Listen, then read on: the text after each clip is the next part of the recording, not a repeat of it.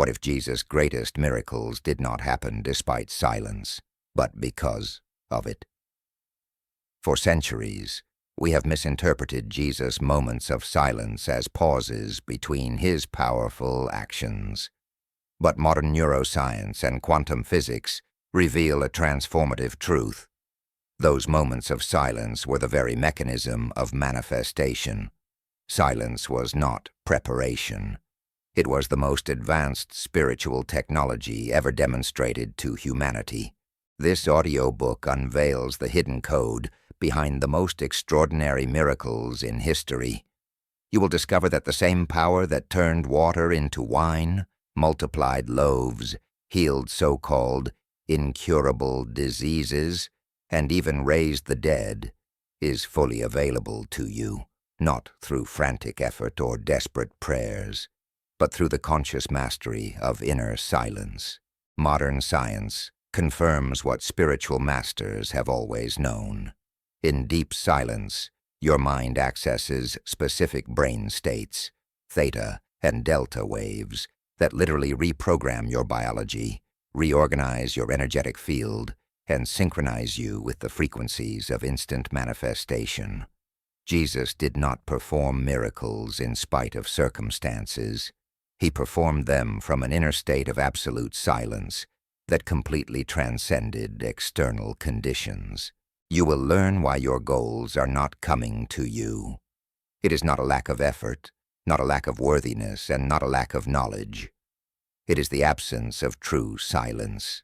It is the constant mental noise that interrupts communication between your consciousness and the quantum field, where everything already exists in potential. More than theory, this is a practical map to mastering the same spiritual technology that Jesus demonstrated 2,000 years ago. Each chapter is designed to be listened to before sleep, allowing the concepts to integrate directly into your subconscious as you naturally enter the brain states most receptive to deep reprogramming. Prepare to discover that you do not need to chase your goals. In true silence, you become the irresistible magnet that causes them to come naturally to you. Chapter 1. The Secret Code. Behind the Miracles. Why Jesus always sought silence before manifesting. There's a pattern hidden in plain sight throughout the Gospels, a pattern that millions of believers have read about for 2,000 years without truly seeing it.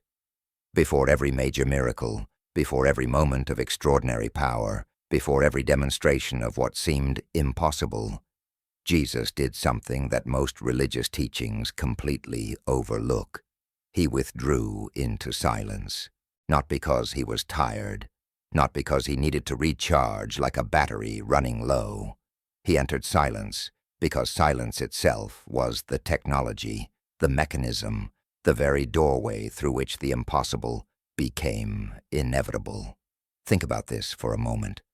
Before raising Lazarus from the dead, Jesus stood at the tomb in profound stillness. Before multiplying the loaves and fishes to feed thousands, he lifted his eyes to heaven in silent communion. Before walking on water, he spent hours alone on the mountain while his disciples struggled in the storm below. Before healing the blind man, before calming the raging sea, before every single demonstration of power that defied the laws of physical reality as we understand them, there was silence. Deep, intentional, conscious silence. This wasn't coincidence, this was the code. This was the secret that organized religion accidentally buried beneath centuries of rituals, doctrines, and external practices. Here's what makes this revelation so transformative for your life right now. That same code still works. The same mechanism that allowed Jesus to demonstrate what we call miracles is completely available to you, not because you need to become divine, but because you already are. You're not trying to earn something you lack. You're learning to access something you've always possessed but never knew how to activate. The silence that Jesus mastered isn't a religious practice. It's a technology of consciousness that operates according to precise laws that modern neuroscience and quantum physics are only now beginning to understand and validate. Let me be absolutely clear about what I'm saying here, because this understanding will either revolutionize your entire approach to manifestation, or you'll dismiss it and continue struggling with the same limitations you've been battling for years. The silence Jesus accessed wasn't passive. It wasn't simply the absence of noise or the lack of activity. It was an active, intentional state of consciousness that synchronized his brainwaves, reorganized his electromagnetic field, and aligned his entire being with specific frequencies of manifestation. When he entered that silence, he wasn't hoping for miracles to happen. He was creating the precise internal conditions that made miracles inevitable. Modern neuroscience has discovered something extraordinary that validates this ancient practice. When you enter states of deep conscious silence, your brain shifts from beta waves, those rapid, fragmented thought patterns that dominate most of your waking hours, into alpha, theta, and even delta wave states. In these slower frequencies, something miraculous happens at the neurological level. Your prefrontal cortex, the part of your brain responsible for conscious decision-making and focus, actually increases in activity and density. Simultaneously, your amygdala, that ancient alarm system constantly scanning for threats and triggering fear responses, dramatically decreases in activity. You're literally rewiring your brain in real time, creating new neural pathways that support manifestation rather than limitation. But here's where it gets even more fascinating. And this is where science meets spirituality in a way that should make you sit up and pay attention. Your heart generates an electromagnetic field that's 60 times stronger in amplitude than your brain's field, and it extends several feet beyond your physical body. Research from the HeartMath Institute has proven that when you enter coherent states, when your heart rhythm becomes smooth and harmonious rather than erratic and chaotic, this electromagnetic field actually begins to influence the reality around you in measurable ways. Jesus knew this. He didn't know the scientific terminology, but he knew the experiential reality. When he entered silence before performing miracles, he was entering a state of profound heart-brain coherence that literally reorganized the quantum field around him. You see, the quantum field, that invisible matrix of infinite possibilities that physicists now know underlies all physical reality, responds not to your words, not to your external actions, but to your state of being. And your state of being is determined by the frequency you're broadcasting through your electromagnetic field. When your mind is filled with noise, with constant mental chatter, with worry, doubt, fear, and contradiction, you're broadcasting a chaotic, incoherent signal into the field. The field receives that signal and returns circumstances that match its frequency: chaos, struggle, limitation, and frustration. But when you enter true silence, when you quiet that mental noise and achieve internal coherence, your signal becomes clear, powerful, and focused. The field has no choice but to respond by reorganizing circumstances to match that elevated frequency. This is why Jesus didn't beg, plead, or struggle when he performed miracles. Read the accounts carefully. There's no desperation in his actions, no frantic effort, no sense that he's trying to convince God to do something. Instead, there's absolute certainty, complete presence, and total internal stillness, even when surrounded by chaos. When he stood before Lazarus's tomb, he simply said, "Lazarus, come forth," with the same certainty you might use to call your dog across the room. Why? Because in the silence he had accessed before that moment, He had already aligned his entire being with the reality of Lazarus alive. The physical manifestation was simply the universe catching up to the frequency he was already broadcasting from that silent, coherent state. Now let's bring this directly into your life, because understanding this intellectually changes nothing. Application changes everything. Every single goal you haven't yet manifested, every dream that seems to stay perpetually out of reach, every desire that you've been chasing without catching, exists in that same quantum field of infinite possibilities. It's already there, not as something you need to create, but as something you need to allow by matching its frequency. And here's the brutal truth most manifestation teachings won't tell you. You can't match that frequency through action alone. You can't think your way there. You can't hustle, grind, or force your way into alignment. The only doorway is silence. Conscious, cultivated, intentional silence that quiets the noise and allows you to become the frequency of what you desire. Think about your typical day for a moment. From the second you wake up, your mind begins generating thoughts at an estimated 60 to 70,000 per day.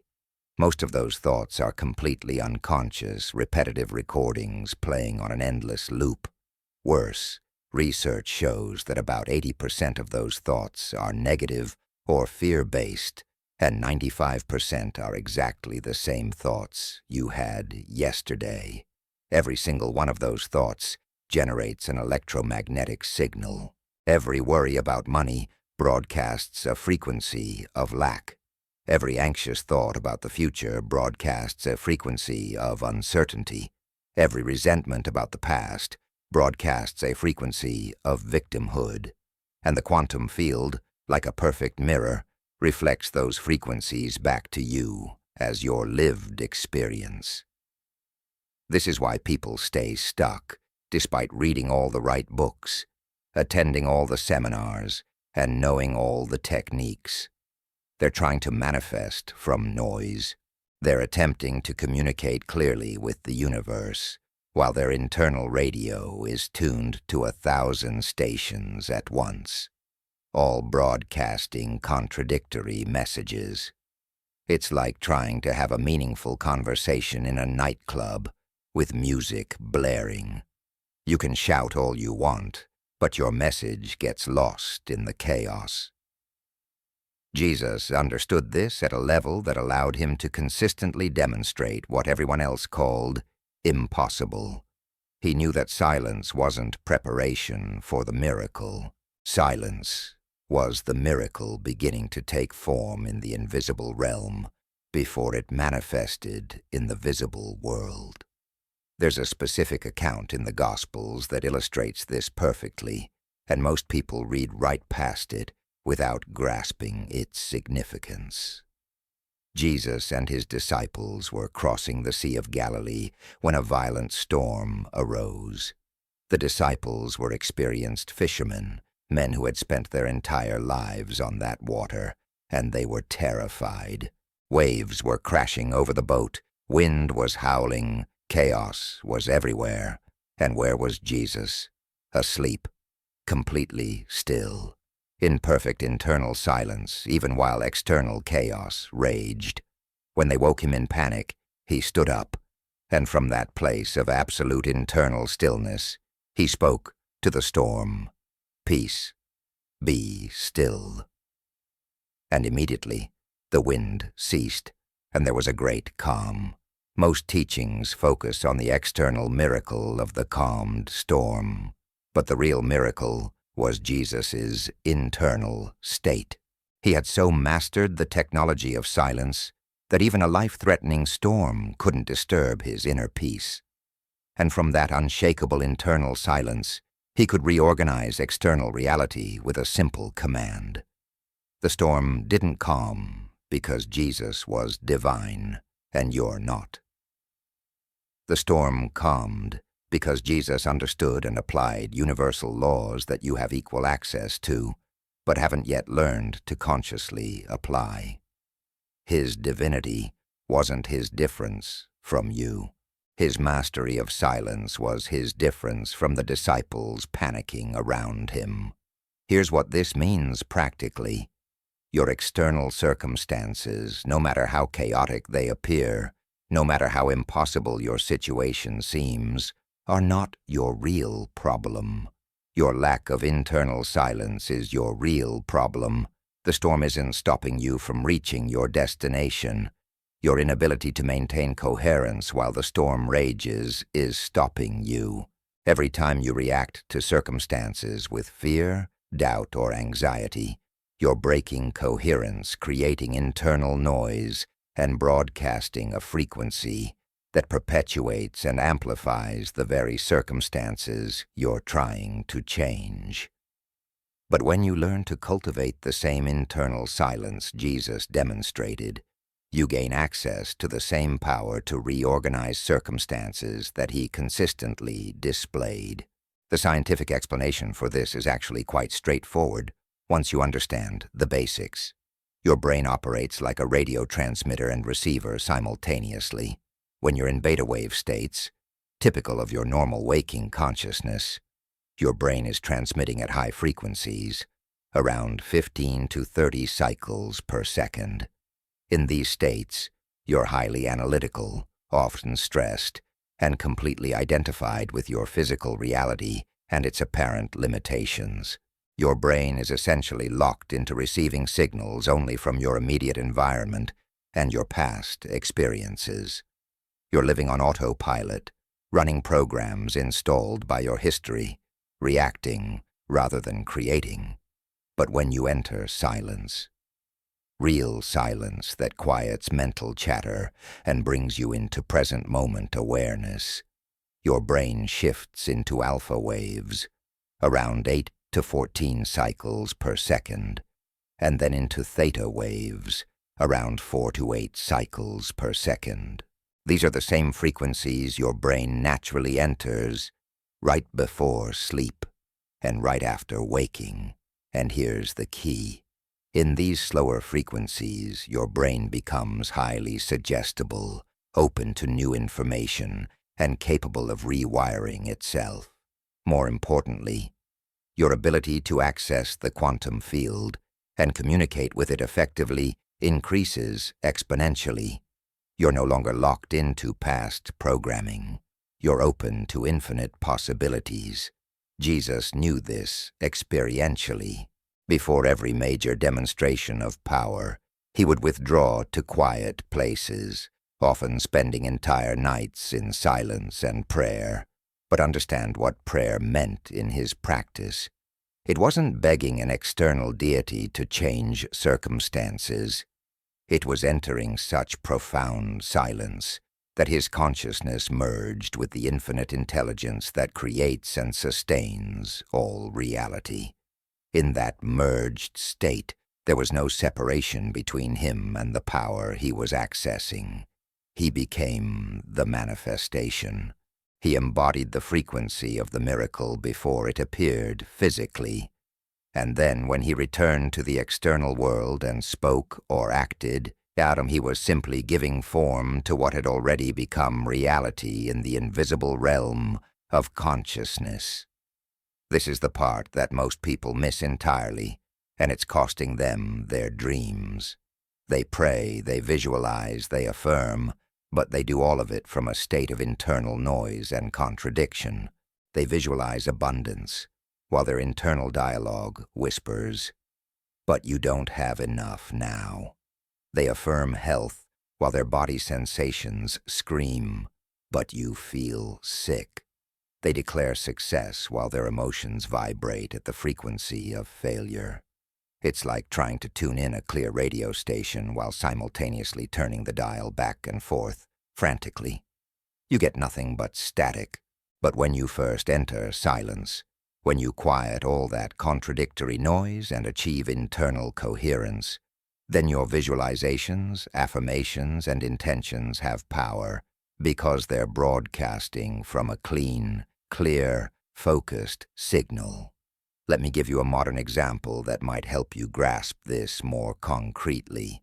Imagine you're trying to download a large file on your computer, but you're also streaming music, watching videos, running multiple programs, and browsing dozens of websites simultaneously. The download will be slow, interrupted, or may fail completely because your bandwidth is fragmented across too many competing demands.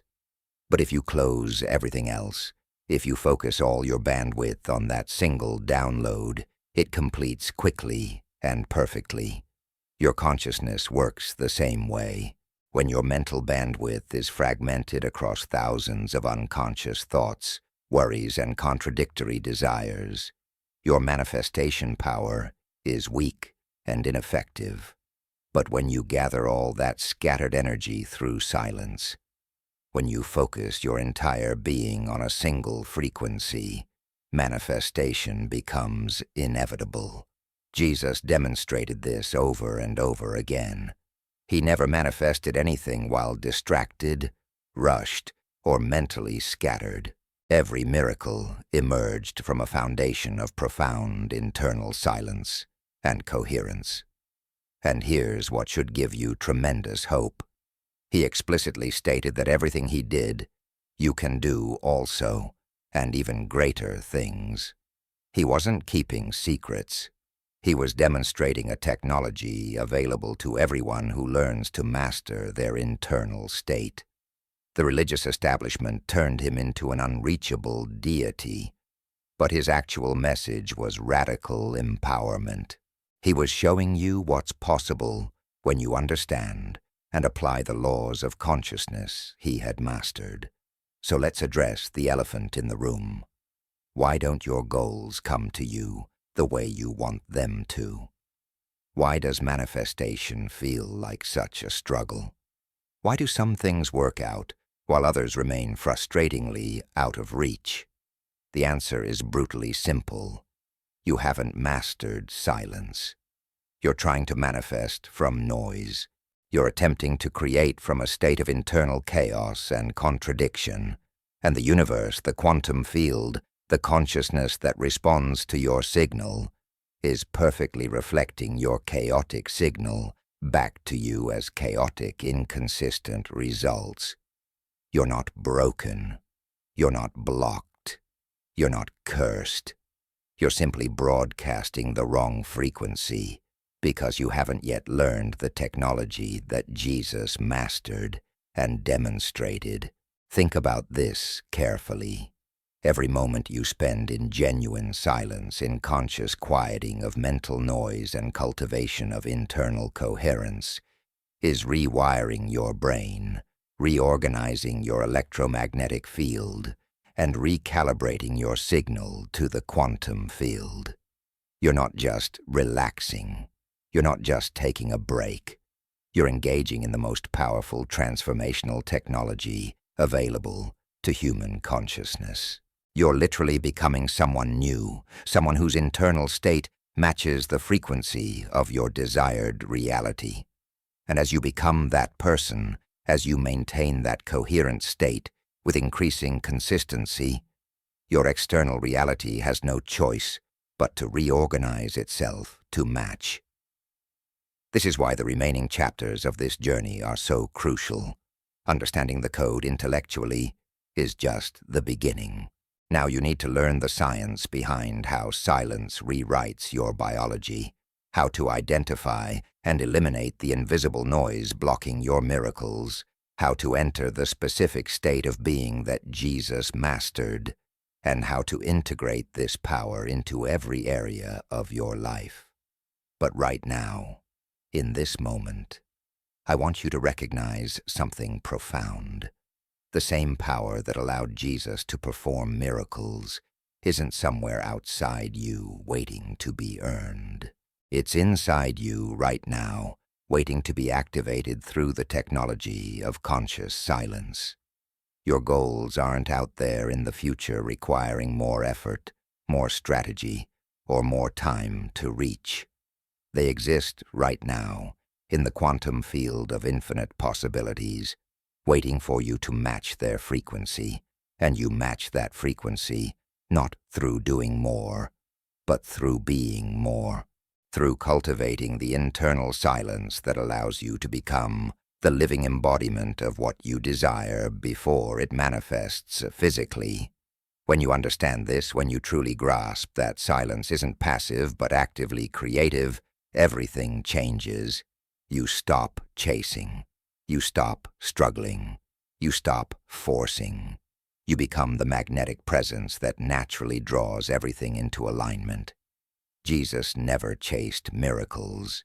He never begged for them. He never worried whether they would happen. He simply entered the silence that aligned him with the infinite creative power of consciousness itself. And from that alignment, miracles were inevitable. And now you know the code. Now you understand that the silence he sought wasn't religious ritual, but technological precision. The question is, will you apply it? Will you prioritize entering that silence every single day, not as something nice to do when you have time, but as the most important practice of your life? Because everything you desire, every goal that seems to elude you, every dream that feels just out of reach, is waiting on the other side of the noise. It's waiting in the silence, and the silence is waiting for you. Chapter 2. The Science of Sacred Silence. How your brain literally reorganizes itself in deep quietude. Your brain is not fixed.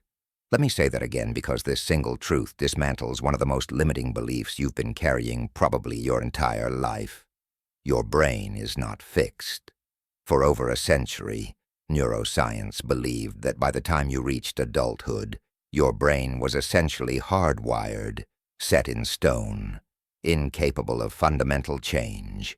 You were stuck with the neural pathways you had built, the patterns you had established, the limitations you had developed. But in the last 2 decades, revolutionary discoveries in neuroplasticity have proven this completely wrong. Your brain is constantly rewiring itself, constantly creating new neural connections, constantly reorganizing its structure based on what you focus on, what you practice, and crucially, what states of consciousness you regularly access. And there is no state more powerful for positive brain reorganization than deep, conscious silence.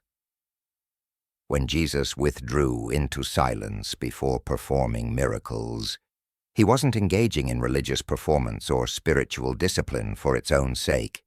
He was accessing a specific neurological state that literally reorganized his brain's structure and function in ways that expanded his capacity to perceive, process, and interact with reality at levels most people never access.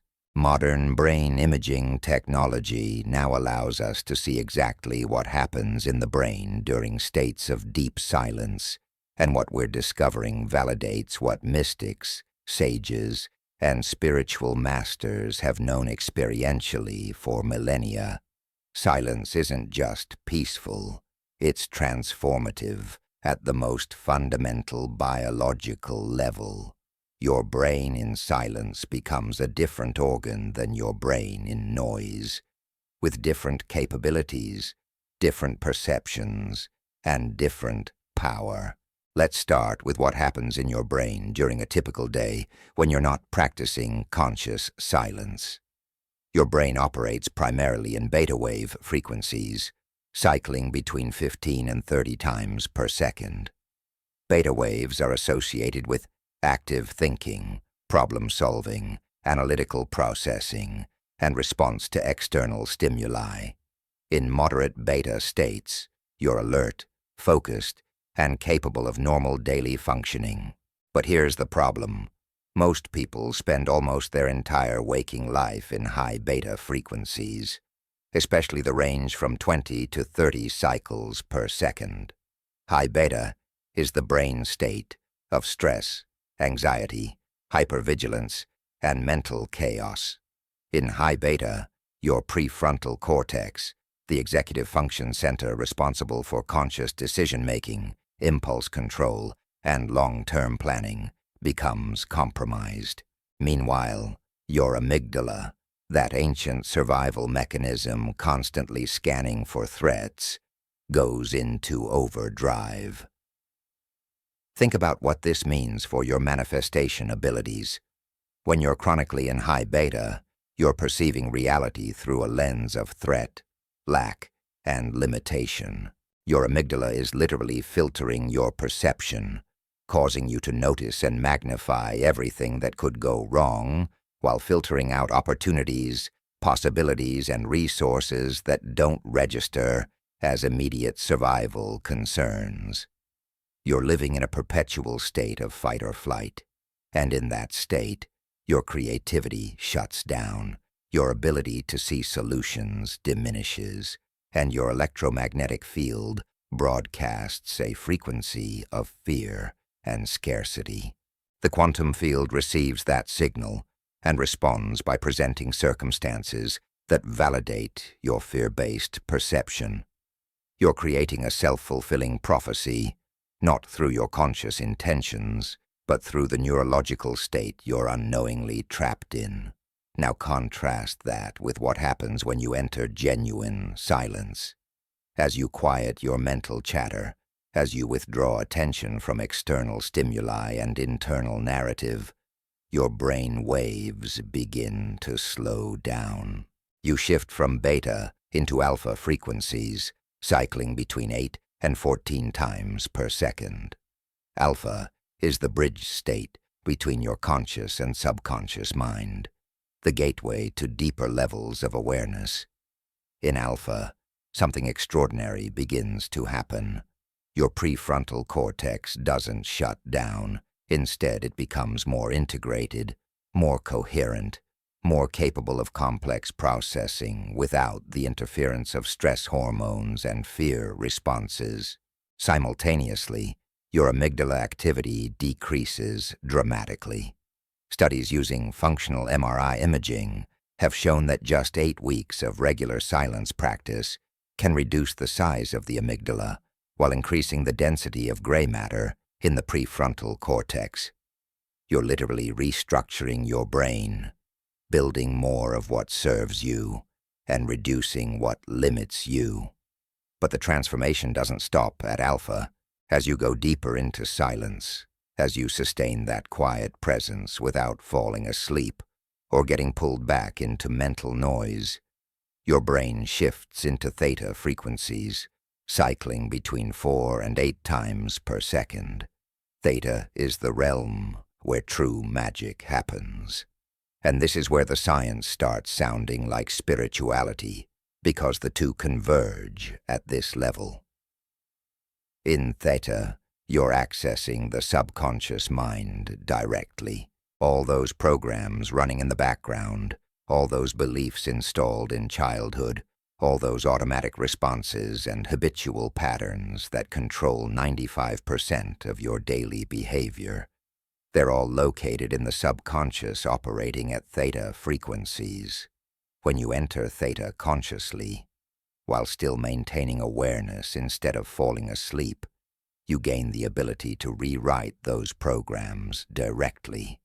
This is precisely what Jesus was doing in those long periods of silence.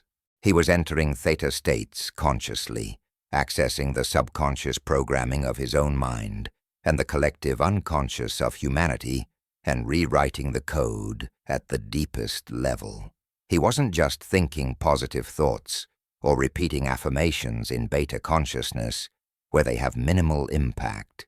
He was implanting new truths, new possibilities, new realities directly into the theta realm where beliefs are formed and maintained.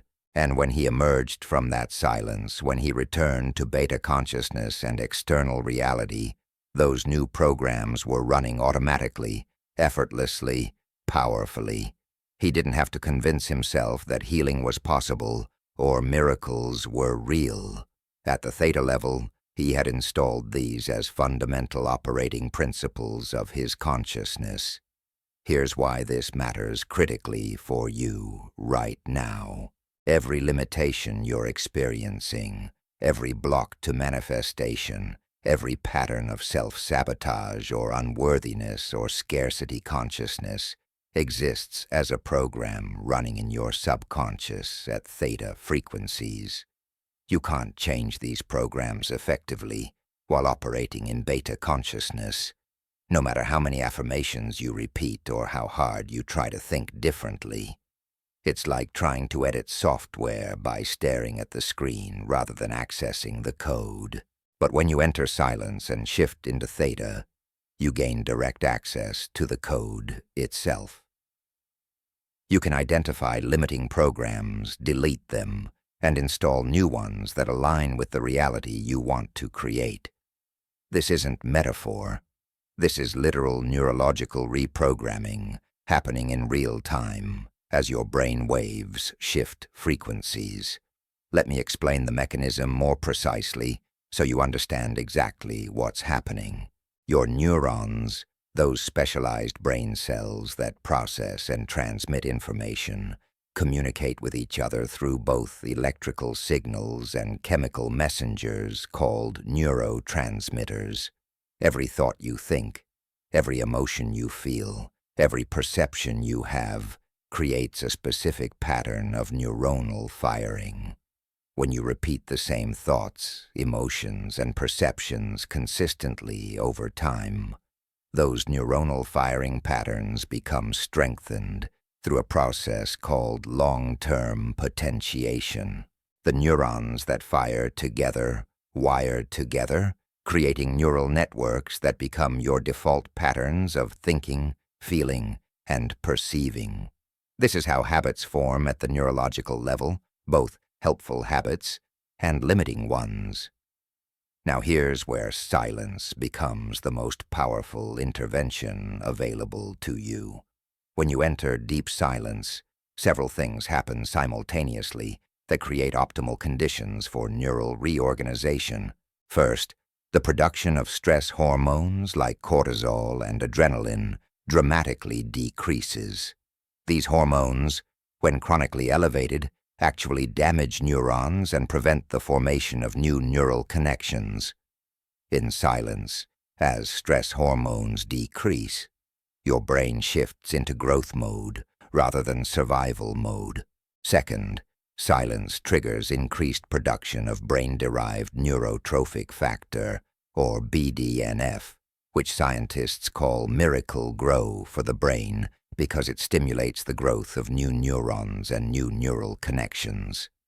Third, the glymphatic system, your brain's waste removal mechanism, becomes up to 60% more active during states of deep rest and silence, clearing out cellular debris and toxic proteins that impair cognitive function. But perhaps most importantly, silence creates what neuroscientists call a hypofrontality state. This doesn't mean your frontal lobe shuts down. Rather, it means the constant self-referential narrative generated by your default mode network temporarily quiets. Your default mode network is that internal voice constantly narrating your experience, judging, comparing, worrying about past and future, maintaining your sense of separate self. This network is incredibly energy-intensive, consuming enormous amounts of your brain's resources, even when you're supposedly at rest. When you enter genuine silence, this network's activity decreases, freeing up massive amounts of neural energy for other purposes. You suddenly have access to processing power that was previously locked up in maintaining your story about who you are, what's possible, and why things are the way they are. This is why people often report moments of profound insight, creative breakthrough, or spiritual revelation emerging from silence. It's not mystical in the sense of being disconnected from physical reality. It's mystical because you're accessing capacities of your own brain that normally remain dormant beneath the noise of constant mental chatter. Jesus understood this. His teachings about losing your life to find it, about dying to be reborn, about letting go of your identity to discover your true nature. These weren't abstract spiritual concepts. They were precise instructions for entering the neurological states where transformation becomes possible. When you quiet the default mode network through silence, you temporarily lose your constructed sense of self, and in that loss, you gain access to your true capabilities. There's another crucial aspect of the neuroscience of silence that directly impacts your ability to manifest and create change in your life. Your brain contains what scientists call mirror neurons, specialized cells that fire both when you perform an action and when you observe someone else performing that action. Mirror neurons are the neurological basis of empathy, learning through observation, and importantly, mental rehearsal. When you visualize something vividly while in a state of deep silence, particularly in theta frequencies, your mirror neurons fire in patterns nearly identical to actually experiencing that thing in physical reality. Your subconscious mind cannot distinguish between a vividly imagined experience in theta consciousness and an actual physical experience. Both create the same neural pathways, the same emotional responses, the same learning and adaptation. This is the neurological explanation for why visualization works when done correctly and why it fails when done incorrectly. Most people try to visualize while remaining in beta consciousness, while maintaining the skeptical, analytical, doubting stance of their ordinary waking mind. In that state, visualization is just fantasy, a pleasant daydream with minimal neurological impact. But when you first enter silence, when you shift into alpha and theta frequencies, then engage in detailed, sensory-rich visualization, you're literally installing new neural programs that your brain accepts as real experience. You're not just hoping for change. You're creating the neural architecture that makes change inevitable. This is what Jesus did during those silent vigils. He wasn't begging God to make miracles happen. He was installing the neural reality of miracles through conscious theta state programming, and then when he returned to beta consciousness and physical action, he was simply executing programs that were already running perfectly at the subconscious level. Let's talk about another dimension of this neuroscience that most people never consider: the role of gamma waves. Gamma waves are the fastest brain frequencies, cycling between 30 and 100 times per second, or even higher. For years, scientists dismissed gamma waves as just noise in the data, random electrical activity without significance. But recent research has revealed that gamma waves are associated with peak states of consciousness, moments of sudden insight, experiences of universal connection, and the binding together of disparate information into unified wholes. Advanced meditators, people who have practiced silence for thousands of hours over many years, show dramatically increased gamma wave activity, particularly in the left prefrontal cortex. And here's what's fascinating. These gamma bursts often emerge from deep theta states, as if the profound slowing of brain activity into theta creates a foundation from which sudden spikes of ultra-fast gamma processing can arise. This pattern, theta waves combined with gamma bursts, appears to be the neurological signature of what spiritual traditions call enlightenment, awakening, or transcendent states. It's the brain operating at both extremely slow and extremely fast frequencies simultaneously, bridging the deepest subconscious programming with the highest conscious insight. Jesus likely accessed these states regularly during his silent practices, and this combination gave him access to perception and abilities that seemed supernatural to observers operating only in beta consciousness. But there's nothing supernatural about it. It's the natural result of knowing how to consciously navigate different brain states and learning to maintain awareness across multiple frequencies simultaneously. Now let's address the elephant in the room. You might be thinking, this all sounds great theoretically, but I've tried meditation, I've tried silence, and it didn't work for me. My mind won't quiet down. I can't stop thinking. Here's the truth. You've been approaching silence with the wrong expectations and the wrong understanding. Silence doesn't mean absence of thoughts. Especially at the beginning, your mind will continue generating thoughts, because that's what minds do.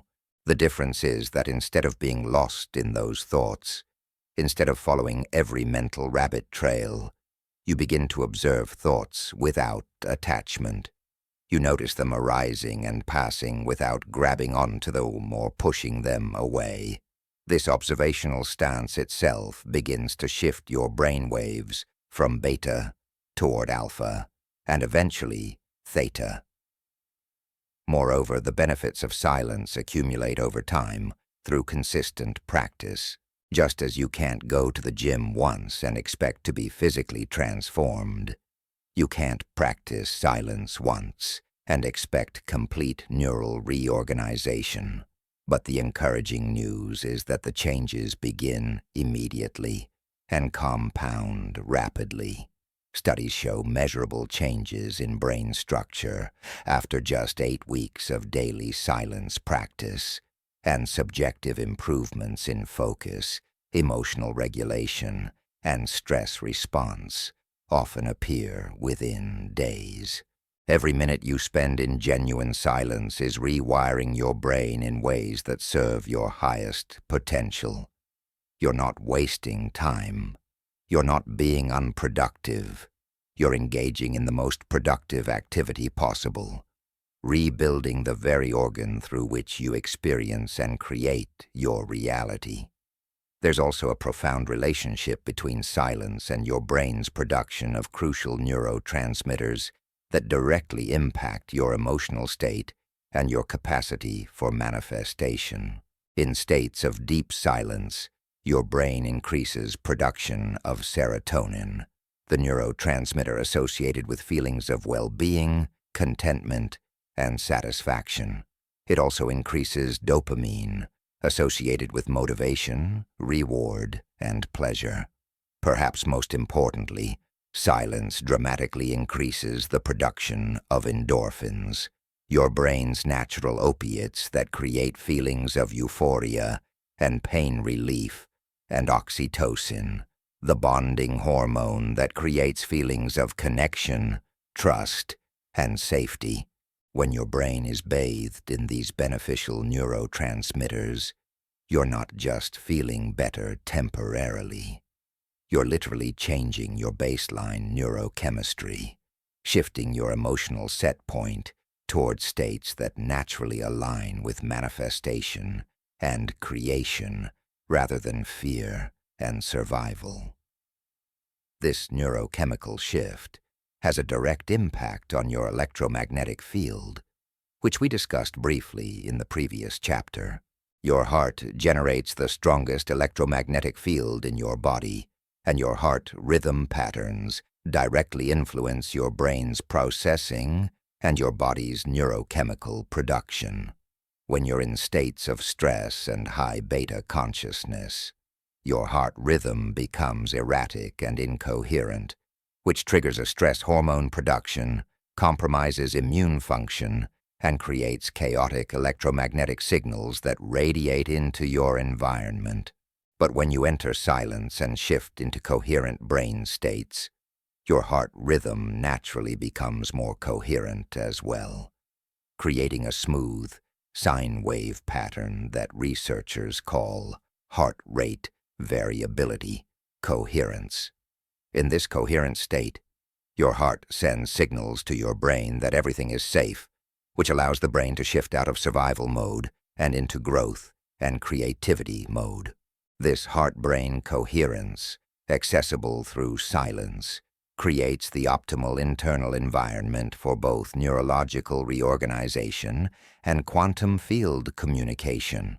You're simultaneously rewiring your brain for expanded capabilities and broadcasting a clear, powerful electromagnetic signal that the field can respond to coherently. This is the complete package that Jesus accessed through his silence practices, and it's the complete package available to you right now through understanding and application of these same principles. Let me share something that might surprise you about how quickly these changes can manifest in your actual life circumstances. There's a phenomenon called the observer effect in quantum physics that directly relates to these neurological changes we're discussing. The observer effect demonstrates that the act of observation literally influences what's being observed at the quantum level. Particles exist in a state of probability until observed, at which point they collapse into a specific state. Your consciousness, operating through your brain and nervous system, is the observer, and the quality of your observation, determined by your brain state, influences what possibilities collapse into your experienced reality. When you're observing life through high-beta stress-based consciousness, you literally collapse quantum probabilities into circumstances that match that frequency. But when you observe life through the calm, coherent consciousness accessed in silence, you collapse different probabilities, ones that match higher frequencies of possibility. This isn't just theoretical. People report dramatic changes in their life circumstances, sometimes within days or weeks of beginning a consistent silence practice. Opportunities appear that weren't there before. Relationships shift. Financial situations improve. Health conditions resolve. From the outside, these might look like coincidences or luck. But from the inside, understanding the neuroscience, you recognize these as the natural result of shifting your observer consciousness to different frequencies. You're not attracting different things to you. You're becoming a different observer who collapses different quantum possibilities into manifestation. Your brain state determines your observer state, and your observer state determines your manifested reality. Here's something else crucial to understand about the reorganization that happens in silence. It's not just about building new neural pathways. It's also about pruning away old, unhelpful ones. Your brain has a mechanism called synaptic pruning that eliminates neural connections you don't use regularly. It's your brain's way of maintaining efficiency, keeping the pathways you use frequently strong, while allowing rarely used connections to fade. Every moment you spend in silence rather than in anxious thinking, every moment you maintain present awareness rather than ruminating on the past or worrying about the future, you're actively allowing unhelpful neural pathways to weaken and eventually disappear. You're not just building the new, you're dismantling the old. This is crucial because it's not enough to try to overlay positive patterns on top of negative ones. You need to actually eliminate the old patterns, and silence is the most effective tool for this elimination. Think about the implications of this for a moment. Every fear-based belief, every limiting assumption, every pattern of self-sabotage exists as a specific neural network in your brain. These networks only persist because they keep getting activated and reinforced through repetitive thought patterns. But neural networks that don't get activated begin to weaken within days. Networks that remain inactive for weeks or months can essentially disappear, the connections pruned away to free up resources for other uses. When you commit to regular silence practice, you're committing to starving your limiting beliefs of the activation they need to survive. You're literally letting them die through disuse while simultaneously building new networks that support your desired reality.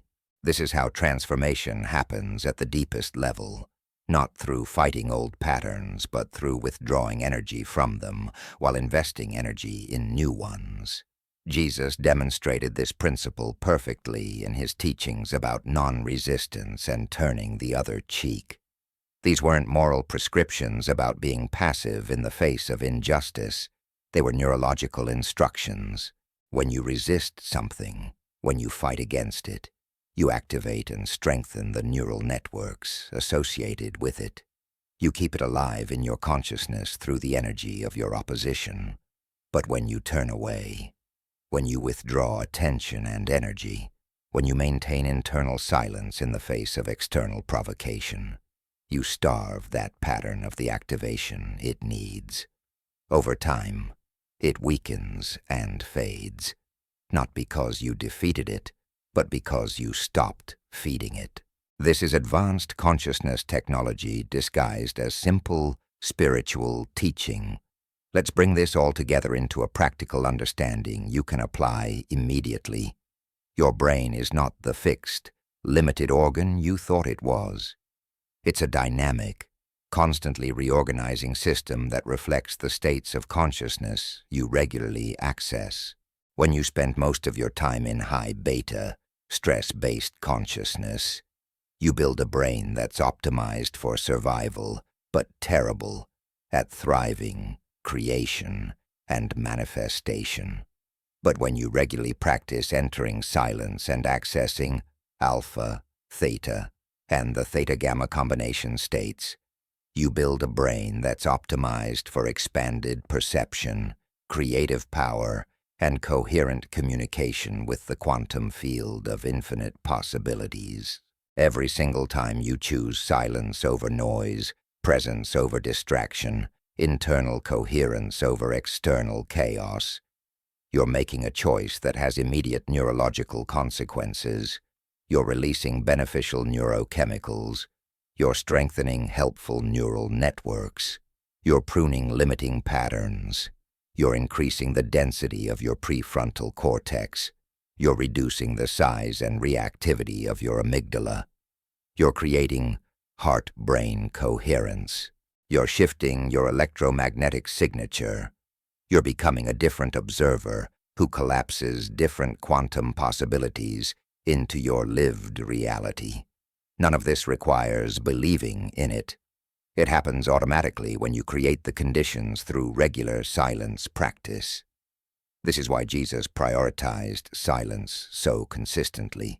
He understood that everything else, all the miracles, all the manifestations, all the demonstrations of power, were downstream effects of the upstream cause of right brain state. He wasn't trying to manufacture miracles through willpower or divine favor. He was creating the internal neurological conditions that made miracles the natural, inevitable expression of his state of being. And now you understand the science behind what he knew experientially. Now you have both the ancient wisdom and the modern validation. The question is simply whether you'll apply it, whether you'll commit to the daily practice of silence that reorganizes your brain and transforms your reality from the inside out. Your brain is waiting. The neural plasticity is there. The capacity for transformation is built into your biology. The same brain that Jesus used to perform miracles is the same brain you're using right now to read these words. The only difference is the states of consciousness it regularly accesses and the neural organization that results from those states. But that difference is not permanent. That difference is not fixed. That difference can begin changing today, right now, in this moment, with a simple commitment to enter silence, to observe your thoughts without attachment, to allow your brain waves to shift, to give your neurology the space it needs to reorganize itself into a structure that supports your highest possibilities. The science is clear. The pathway is proven. The only variable is your decision to walk it. Chapter 3. The invisible noise that blocks your miracles. Identifying and silencing the mental chaos that repels your goals. There's a war happening inside your mind right now, and you're losing. Not because you're weak, Not because you're doing something wrong, but because you don't even know the battle is taking place. While your conscious mind sets intentions, makes plans, and declares what you want to create in your life, there's an invisible army of contradictory thoughts running in the background, sabotaging every effort, repelling the very goals you're consciously pursuing. This invisible noise is so constant, so pervasive, so woven into the fabric of your normal mental experience that you've mistaken it for simply how thinking works. But it's not. It's a malfunction. It's a bug in the system, not a feature. And until you identify this noise, understand where it comes from, and learn to silence it, your miracles will remain theoretical possibilities instead of lived realities. Let's start with a truth that might be uncomfortable, but is absolutely essential to grasp. 95% of your thoughts are unconscious. Read that again. 95%. That means only 5% of your daily mental activity is actually conscious, intentional, and directed. The other 95% is running on autopilot, recycling the same patterns, beliefs, and reactions that were programmed into your subconscious years or even decades ago. These unconscious thoughts aren't neutral. They're not just background noise that has no effect. Every single one of them generates an electromagnetic signal. Every single one broadcasts a frequency into the quantum field. And here's the devastating part. Research shows that approximately 80% of these unconscious thoughts are negative, fear-based, or limitation-focused, which means that even while you're consciously trying to manifest abundance, success, health, or love, your unconscious mind is broadcasting lack, failure, illness, and unworthiness at a volume exponentially louder than your conscious intentions. Think about what this means practically. You wake up and consciously affirm, "Today is going to be amazing. I'm attracting abundance. I'm confident and powerful." But beneath that conscious declaration, your unconscious mind is running programs like, "You always mess things up. Remember what happened last time? You're not smart enough. You don't deserve good things. People like you don't succeed. This never works. You're going to fail again." These unconscious programs aren't just thoughts. They're electromagnetic broadcasts that the quantum field responds to with perfect accuracy. You wonder why the law of attraction seems to work for other people, but not for you. This is why. You're not failing at manifestation.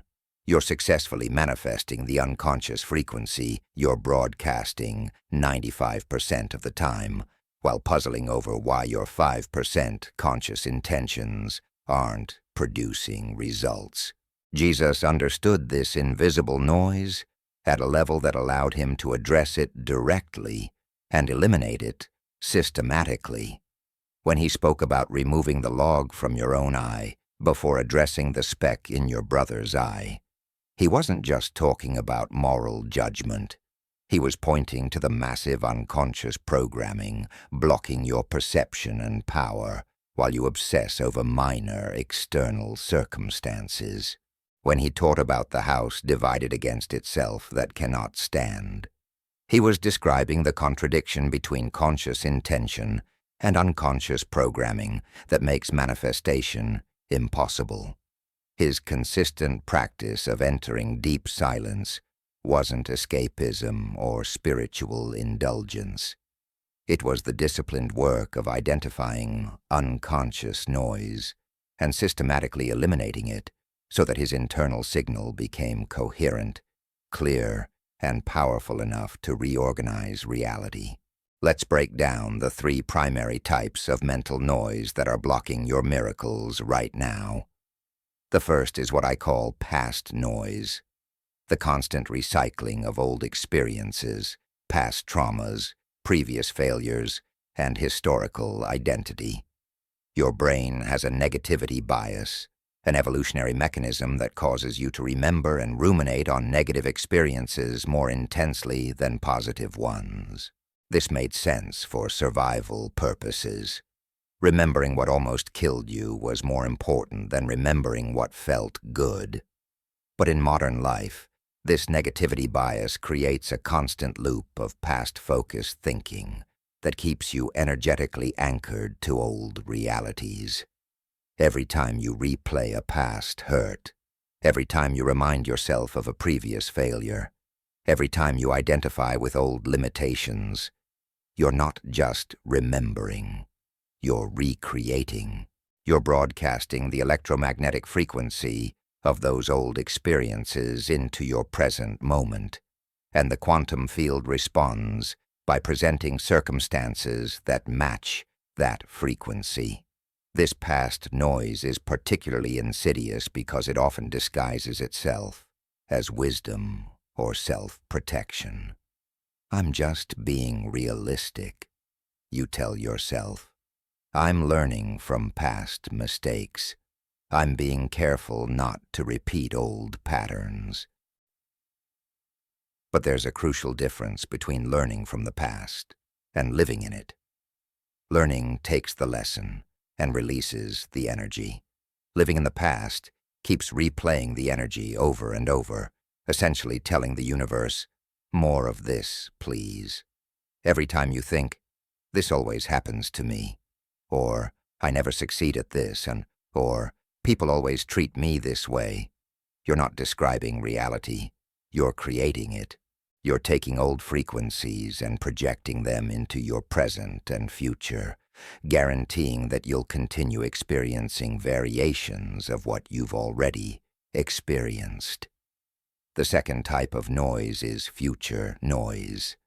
The chronic anxiety, worry, and catastrophic thinking about what might happen, what could go wrong, how you might fail or suffer. This is your mind attempting to protect you from uncertainty by running constant simulations of potential threats and problems. The irony is that while your conscious mind thinks it's being productive by preparing for problems, your unconscious mind and your electromagnetic field don't distinguish between imagining something and experiencing it.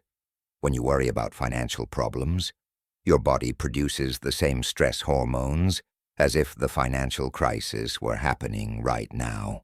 When you anxiously rehearse difficult conversations, your nervous system responds as if you're actually in conflict. And most damaging, your electromagnetic field broadcasts the frequency of those imagined negative futures, essentially ordering them from the quantum menu of possibilities. Future noise is especially prevalent in modern culture because we've been conditioned to believe that constant planning, preparation, and anticipation of problems is responsible adult behavior. But there's a massive difference between conscious planning from a place of centered presence and anxious worrying from a place of fear. Conscious planning observes potential challenges, develops strategies, and then releases attachment to outcomes. Anxious worrying obsessively rehearses worst-case scenarios, generating massive amounts of fear-based energy that actually increases the probability of negative outcomes. Jesus addressed this directly when he taught about not worrying about tomorrow, about how tomorrow will worry about itself. He wasn't advocating irresponsibility. He was teaching the advanced manifestation principle that future-focused anxiety is one of the most powerful blocks to present moment creation. The third type of noise, and perhaps the most damaging, is what I call comparison noise. The constant mental habit of measuring yourself against others, judging your progress, evaluating your worth based on external metrics, and maintaining a running commentary on how you stack up. This noise is absolutely relentless in modern society, amplified exponentially by social media and constant connectivity. Every time you scroll through social media and unconsciously compare your life to the curated highlights of others, you're generating noise. Every time you judge yourself as behind, not enough, less successful, less attractive, less wealthy, less whatever, you're broadcasting a frequency of inadequacy and lack. And the quantum field, operating with perfect precision, responds by presenting circumstances that confirm and reinforce that frequency. Comparison noise is particularly destructive because it keeps you perpetually focused on external validation and external measures of success rather than internal alignment and frequency calibration. You're essentially allowing other people's journeys, other people's timelines, other people's definitions of success to determine your energetic state. And here's the paradox. The more you focus on where others are and where you think you should be, the more you disconnect from the present moment where all creative power actually exists. You can't access the quantum field effectively while simultaneously judging yourself for not having already manifested what you desire. Those two states are energetically incompatible. Jesus demonstrated complete immunity to comparison noise. He didn't measure his progress against other teachers, didn't judge his miracles as not impressive enough, didn't worry about his reputation or status. He maintained absolute focus on internal alignment, and external results flowed naturally from that centered state. Now let's examine where this noise actually comes from, because understanding the origin helps you address it at the root rather than just managing symptoms. Most of the unconscious programming creating this noise was installed during your first 7 years of life, a period when your brain operated primarily in theta wave frequencies.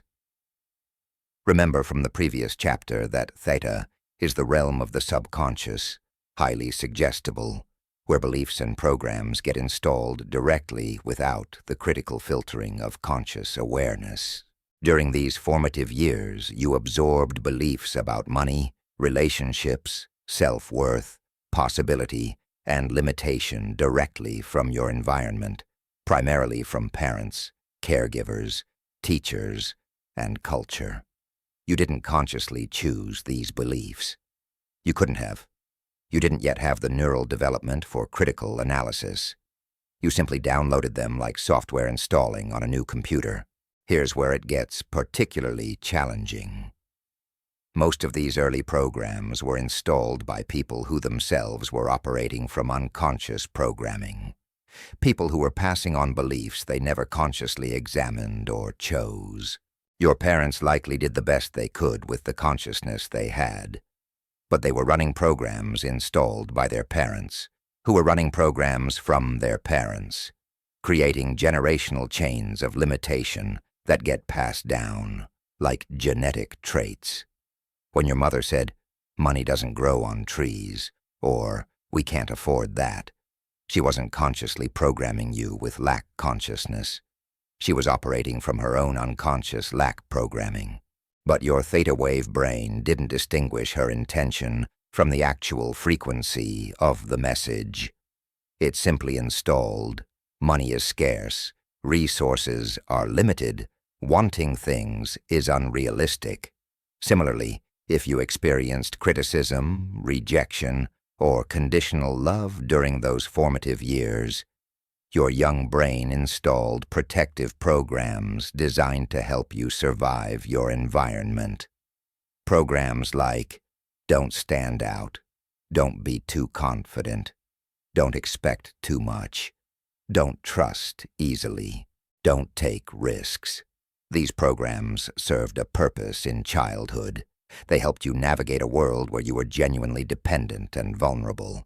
But now, decades later, these same programs are still running in your unconscious, generating constant noise that contradicts your conscious intentions. The protective mechanism that once kept you safe is now keeping you small, and you don't even realize it's operating because it's so deeply embedded in your unconscious patterns. Beyond early childhood programming, you've also accumulated noise from every disappointment, every failure, every painful experience throughout your life. Each time something didn't work out the way you hoped, your brain, trying to protect you from future pain, installed a warning system. This is dangerous. This didn't work before. Don't hope too much. Don't try too hard. Protect yourself from disappointment. These warning systems generate constant background noise, a steady stream of cautionary messages that masquerade as wisdom, but actually function as self-fulfilling prophecies. You don't pursue opportunities because the noise warns you'll probably fail. Then, because you don't pursue them, you don't succeed, which confirms the noise's warning, strengthening the neural pathway and making the noise even louder next time. There's also a more subtle, but equally damaging source of noise. The collective consciousness, the shared field of beliefs, fears, and limitations that humanity broadcasts collectively. You're not just dealing with your personal unconscious programs. You're swimming in an ocean of collective unconscious programming. Mass beliefs about money being hard to earn, success requiring sacrifice and struggle, good things coming to those who wait, suffering being noble. These aren't individual quirks. They're cultural programs running through millions or billions of minds simultaneously, creating powerful collective frequencies that you unconsciously tune into and amplify. Jesus was able to perform miracles, partly because he had learned to disconnect from collective consciousness and its limiting beliefs, maintaining his own coherent frequency, regardless of what everyone around him believed was possible or impossible. Now here's the challenging but ultimately empowering truth. You cannot eliminate this noise through the same level of consciousness that generated it. You can't think your way out of unconscious programming because thinking is happening at the level of conscious beta waves, while the programming exists at the level of unconscious theta waves. This is why affirmations often fail, why positive thinking frequently doesn't produce results, why reading self-help books creates temporary inspiration but not lasting transformation. You're trying to reprogram theta-level software using beta-level tools. It's the wrong frequency. The signal doesn't reach the program, but silence, conscious silence that shifts your brain waves from beta into alpha and theta while you maintain awareness. This gives you direct access to the programming level where the noise originates. In silence, something profound happens that's impossible in normal waking consciousness. You begin to observe your thoughts rather than being identified with them. This observational stance creates a gap, a space between your awareness and the automatic thought stream. In that gap, you can actually see the noise for what it is: repetitive, unconscious, often irrational patterns that have nothing to do with present reality. You begin to notice how the same thoughts cycle through your mind dozens of times per day. You start recognizing the voice of old programming. That's my mother's fear talking. That's my father's limitation. That's my third-grade teacher's criticism. That's my first heartbreak's protection mechanism. This recognition itself begins to dissolve the power of the noise because you're no longer unconsciously identified with it. You're observing it, which means you're separate from it, which means you can choose whether to continue running that program or install a new one. Let me give you a specific example of how this noise operates and blocks manifestation in real time. Imagine you consciously set an intention to create financial abundance. You visualize, you affirm, you take inspired action. But deep in your unconscious, there's noise running. Rich people are greedy. Money corrupts. Spiritual people shouldn't focus on money. Wanting wealth is selfish.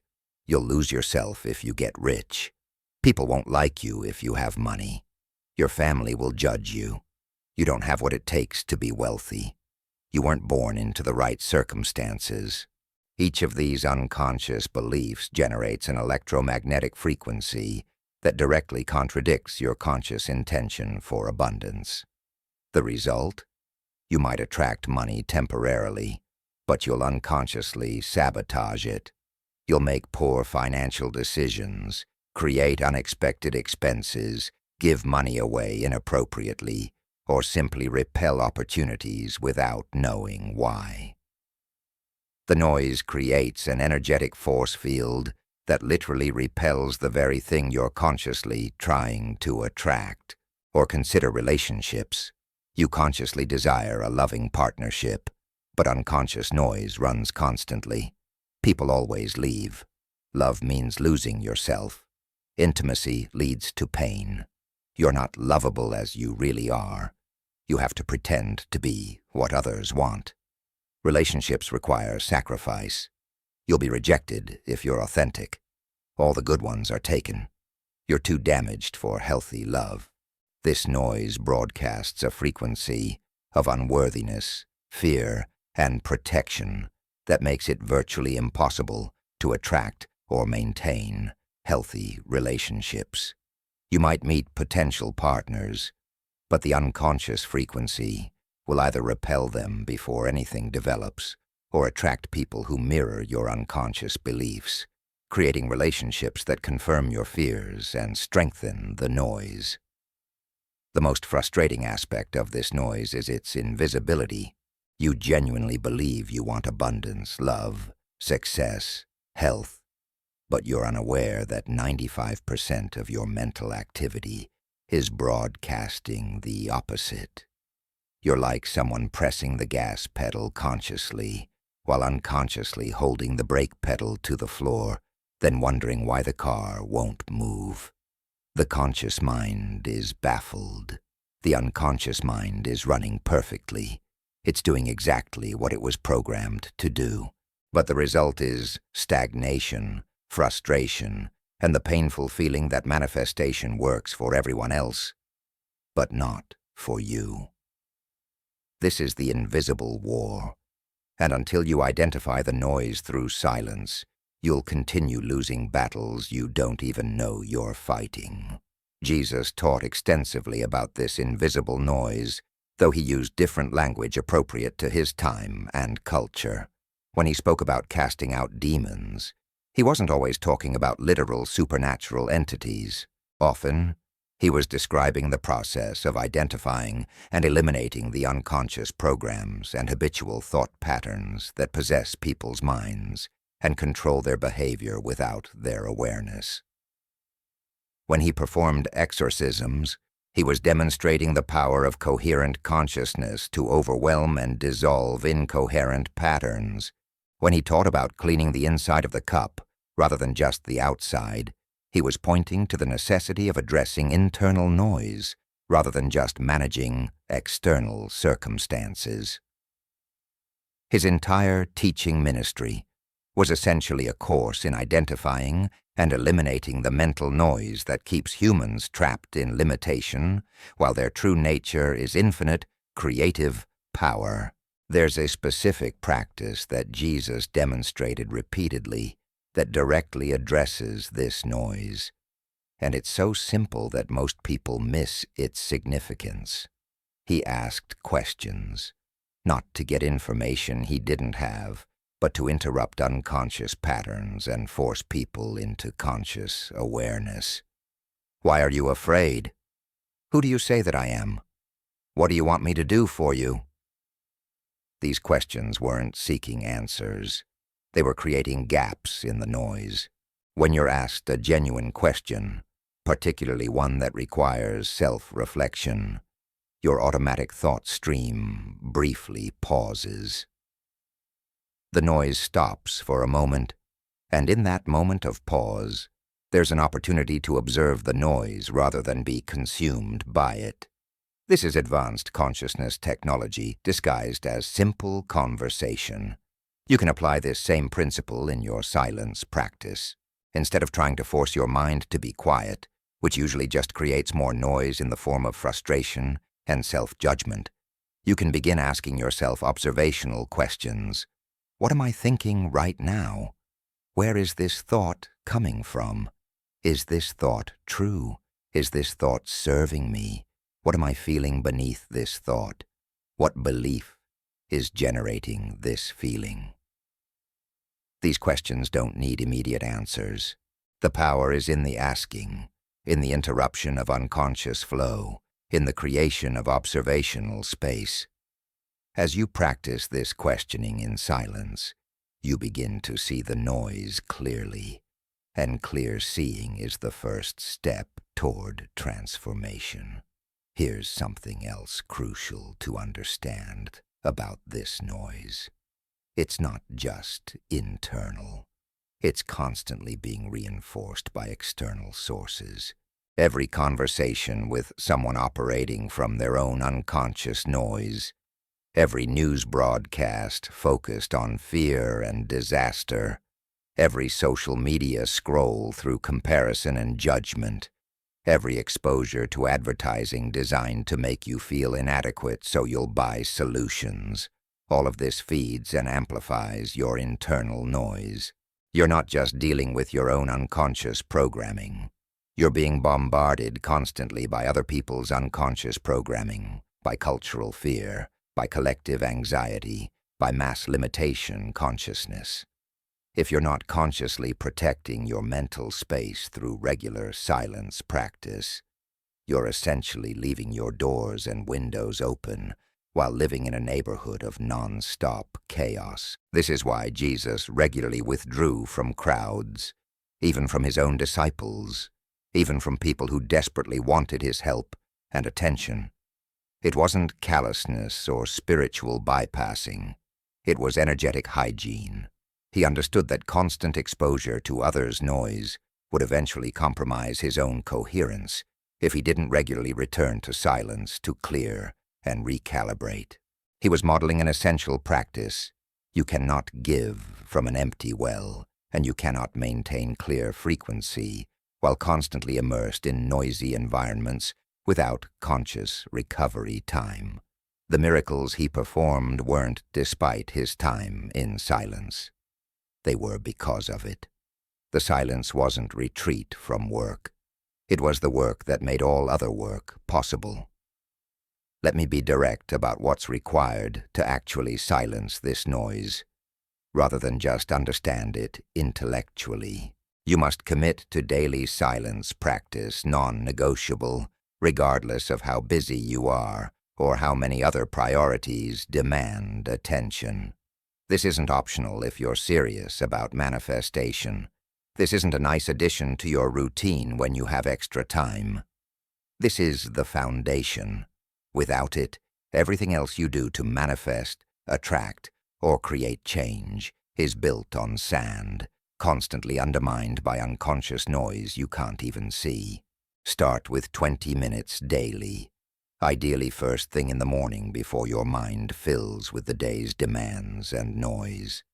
Just 20 minutes of sitting in stillness, observing thoughts without judgment, allowing your brain waves to shift, creating space between your awareness and the automatic thought stream. During this practice, you'll notice the noise. Thoughts will arise. This is boring. This isn't working. I should be doing something productive. I'm not doing this right. Other people can meditate, but I can't. This is a waste of time. Recognize these as the noise defending itself. The unconscious programming doesn't want to be observed because observation begins to dissolve its power. So it generates thoughts designed to get you to quit the practice. Don't fight these thoughts. Don't judge yourself for having them. Simply notice them. Name them if it helps. There's the doubting voice. There's the impatient voice. There's the self-critical voice. And return your attention to breath, to presence, to the silence beneath the noise. Over time, something extraordinary happens. The noise doesn't disappear immediately, but it loses its grip on you. You begin to recognize it the moment it starts, rather than hours later after you've already reacted from it. You develop the ability to observe the noise arising without believing it, following it, or acting from it. This observational capacity is revolutionary because it means you're no longer unconsciously controlled by programming installed decades ago. You're operating from conscious choice in present moment rather than unconscious reaction from the past. And as you maintain this practice consistently, the neural pathways carrying the old noise begin to weaken through disuse, while new pathways supporting conscious presence grow stronger. You're literally rewiring your brain at the deepest level, and the external results manifest automatically as your internal frequency clarifies. The goal isn't to never have another negative thought, or to achieve some permanent state of mental silence where thoughts never arise. That's not realistic, and pursuing it actually creates more noise in the form of spiritual perfectionism and self-judgment. The goal is to become conscious of the noise, to recognize it as programmed patterns rather than truth, and to choose your response rather than reacting automatically. From that place of conscious choice, you can gradually install new programs that align with your desired reality. You can speak new truths into your theta wave consciousness during your silence practice. I am worthy of abundance. Love flows naturally to and through me. I am capable of extraordinary success. My past does not determine my future. I am safe in uncertainty. I trust the universe to support me. These aren't just affirmations. They're new software being installed at the correct frequency, where transformation actually happens. Jesus' miracles become possible for you, not when you've eliminated all noise forever, but when you've developed enough conscious awareness to recognize noise as noise rather than reality, and when you've created enough internal silence that your conscious intentions can broadcast clearly without constant unconscious contradiction.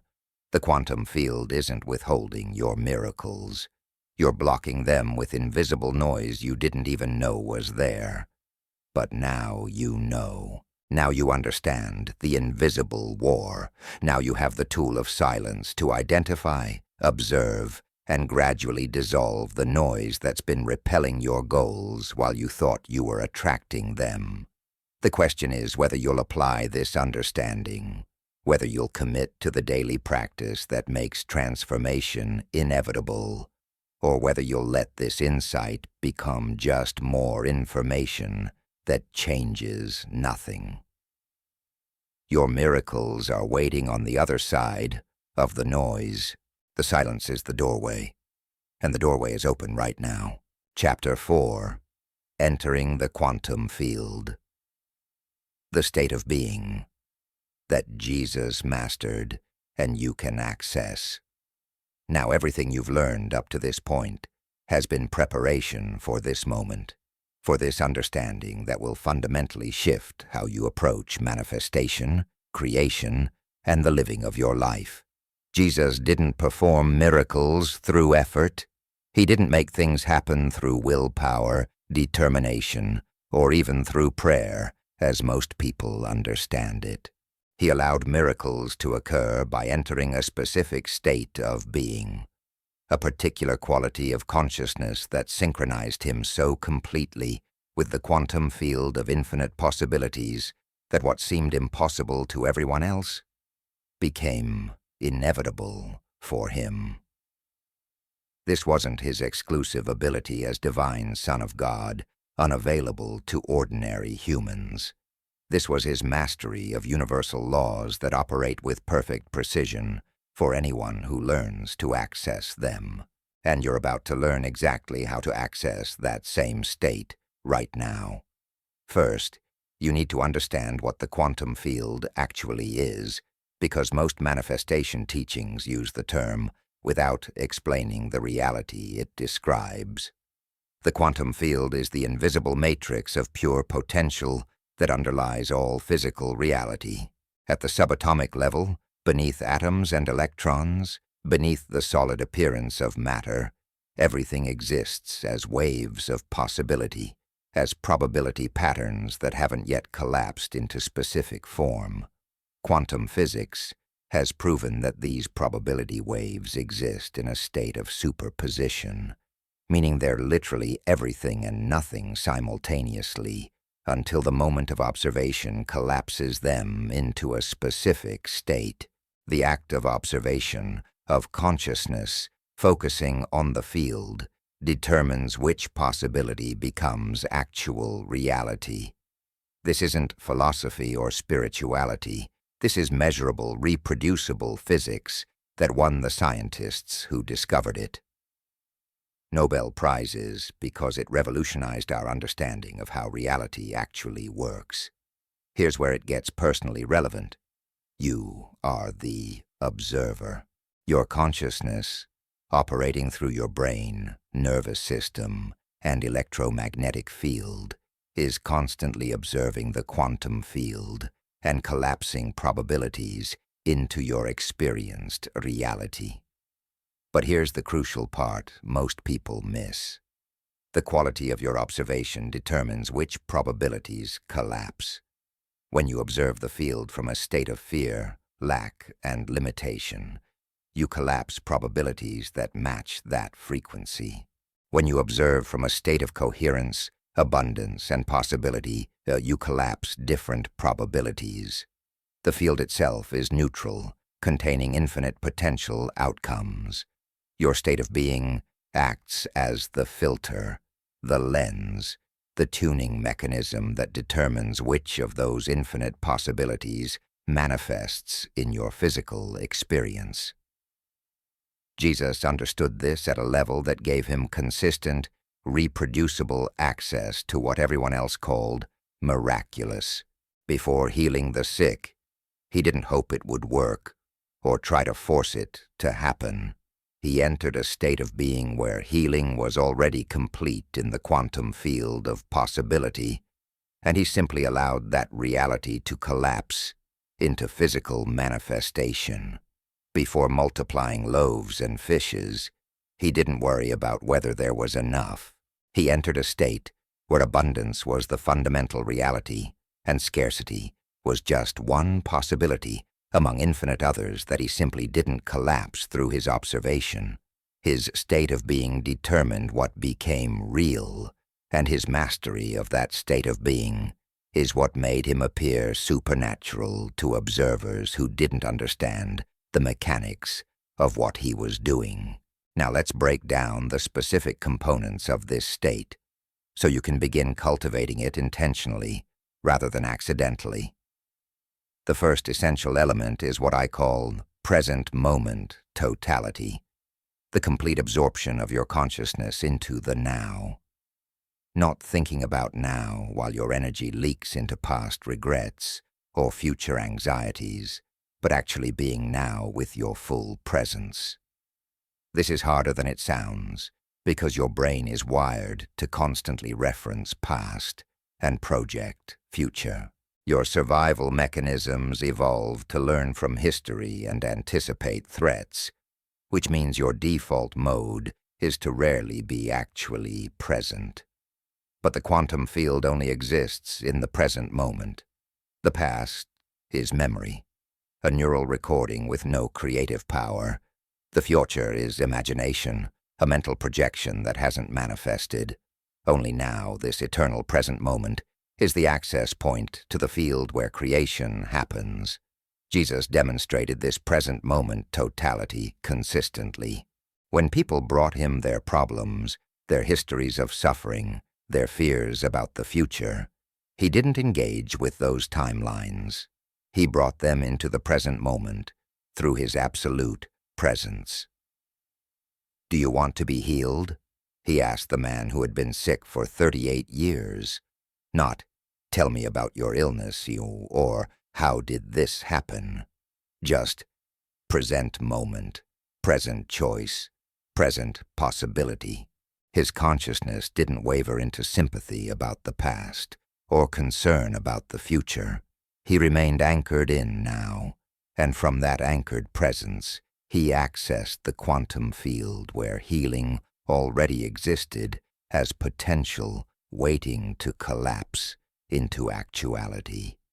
You can cultivate this same present moment totality through your silence practice. When you sit in stillness and notice your mind wandering to past or future, you don't judge it or fight it.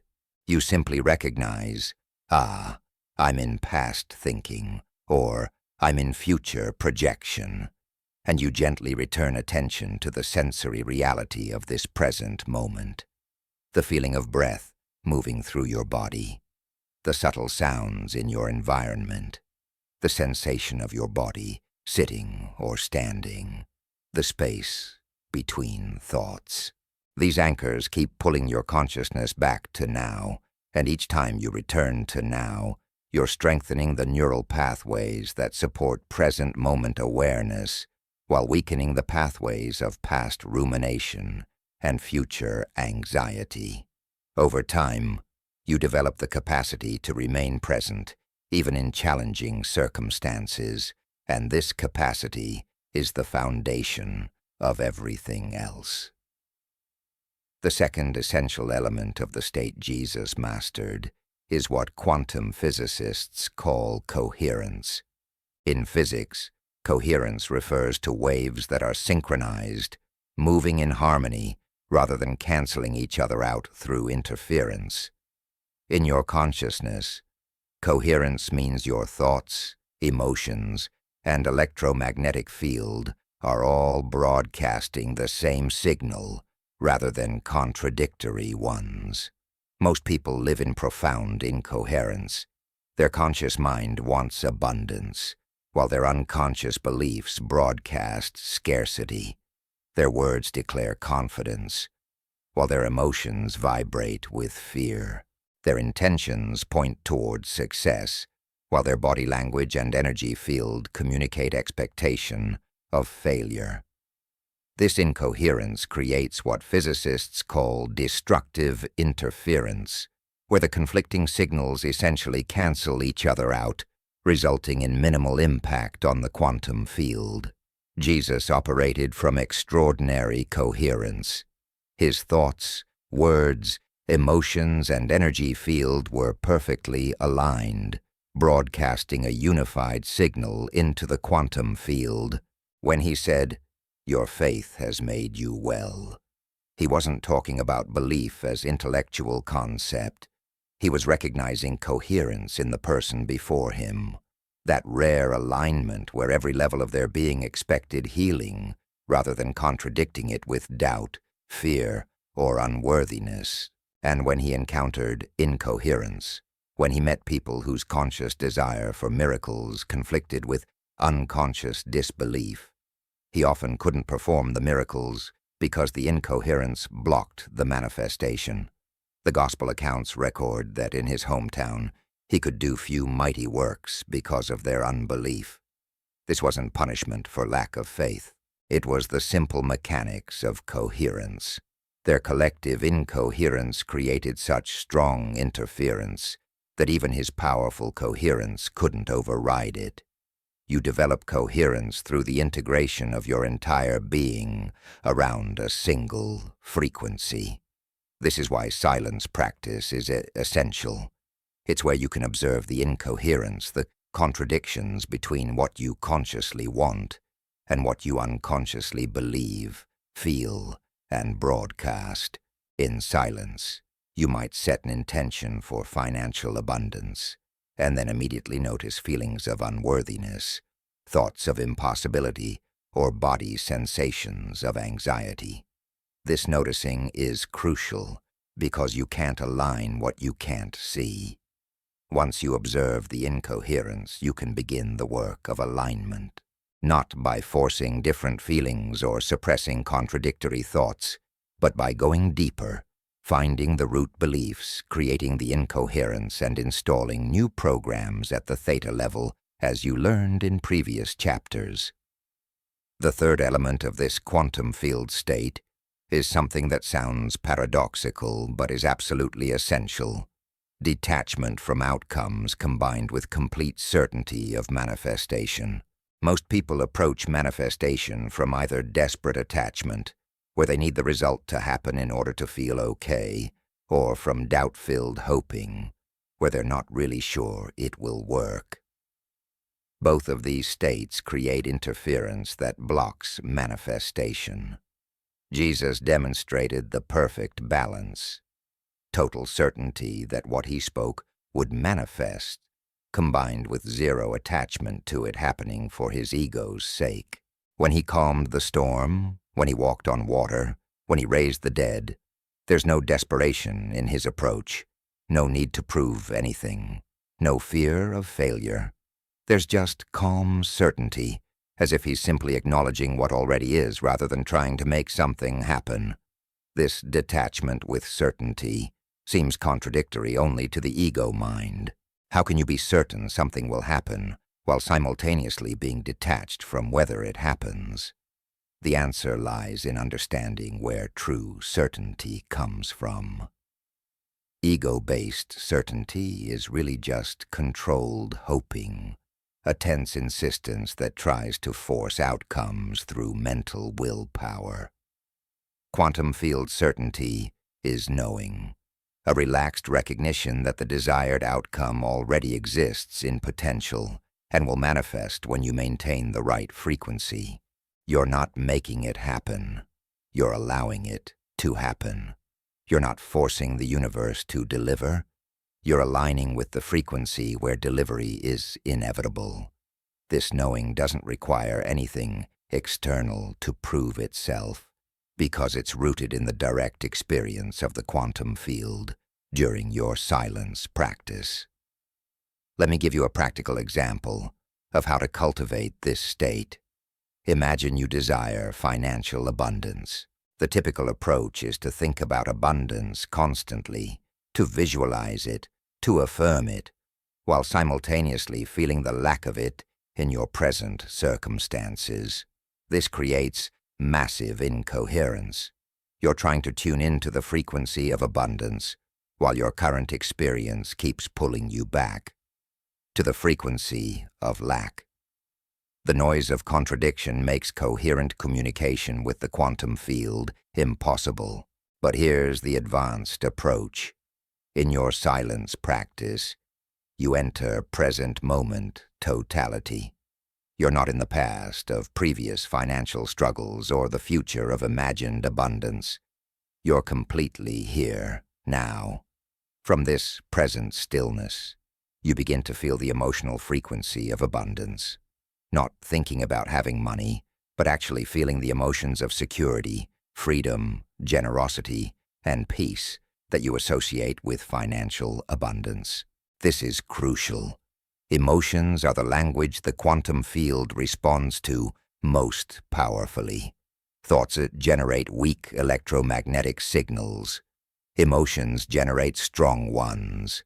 And the combination of coherent thoughts and coherent emotions generates the strongest signal possible. So in your silence, you're not visualizing bank accounts or material possessions, at least not primarily. You're generating and sustaining the emotional frequency of abundance, as if it's already your reality. You're feeling grateful for resources. You're feeling the peace of knowing you're provided for. You're feeling the joy of being able to give generously. You're feeling the freedom of not worrying about money.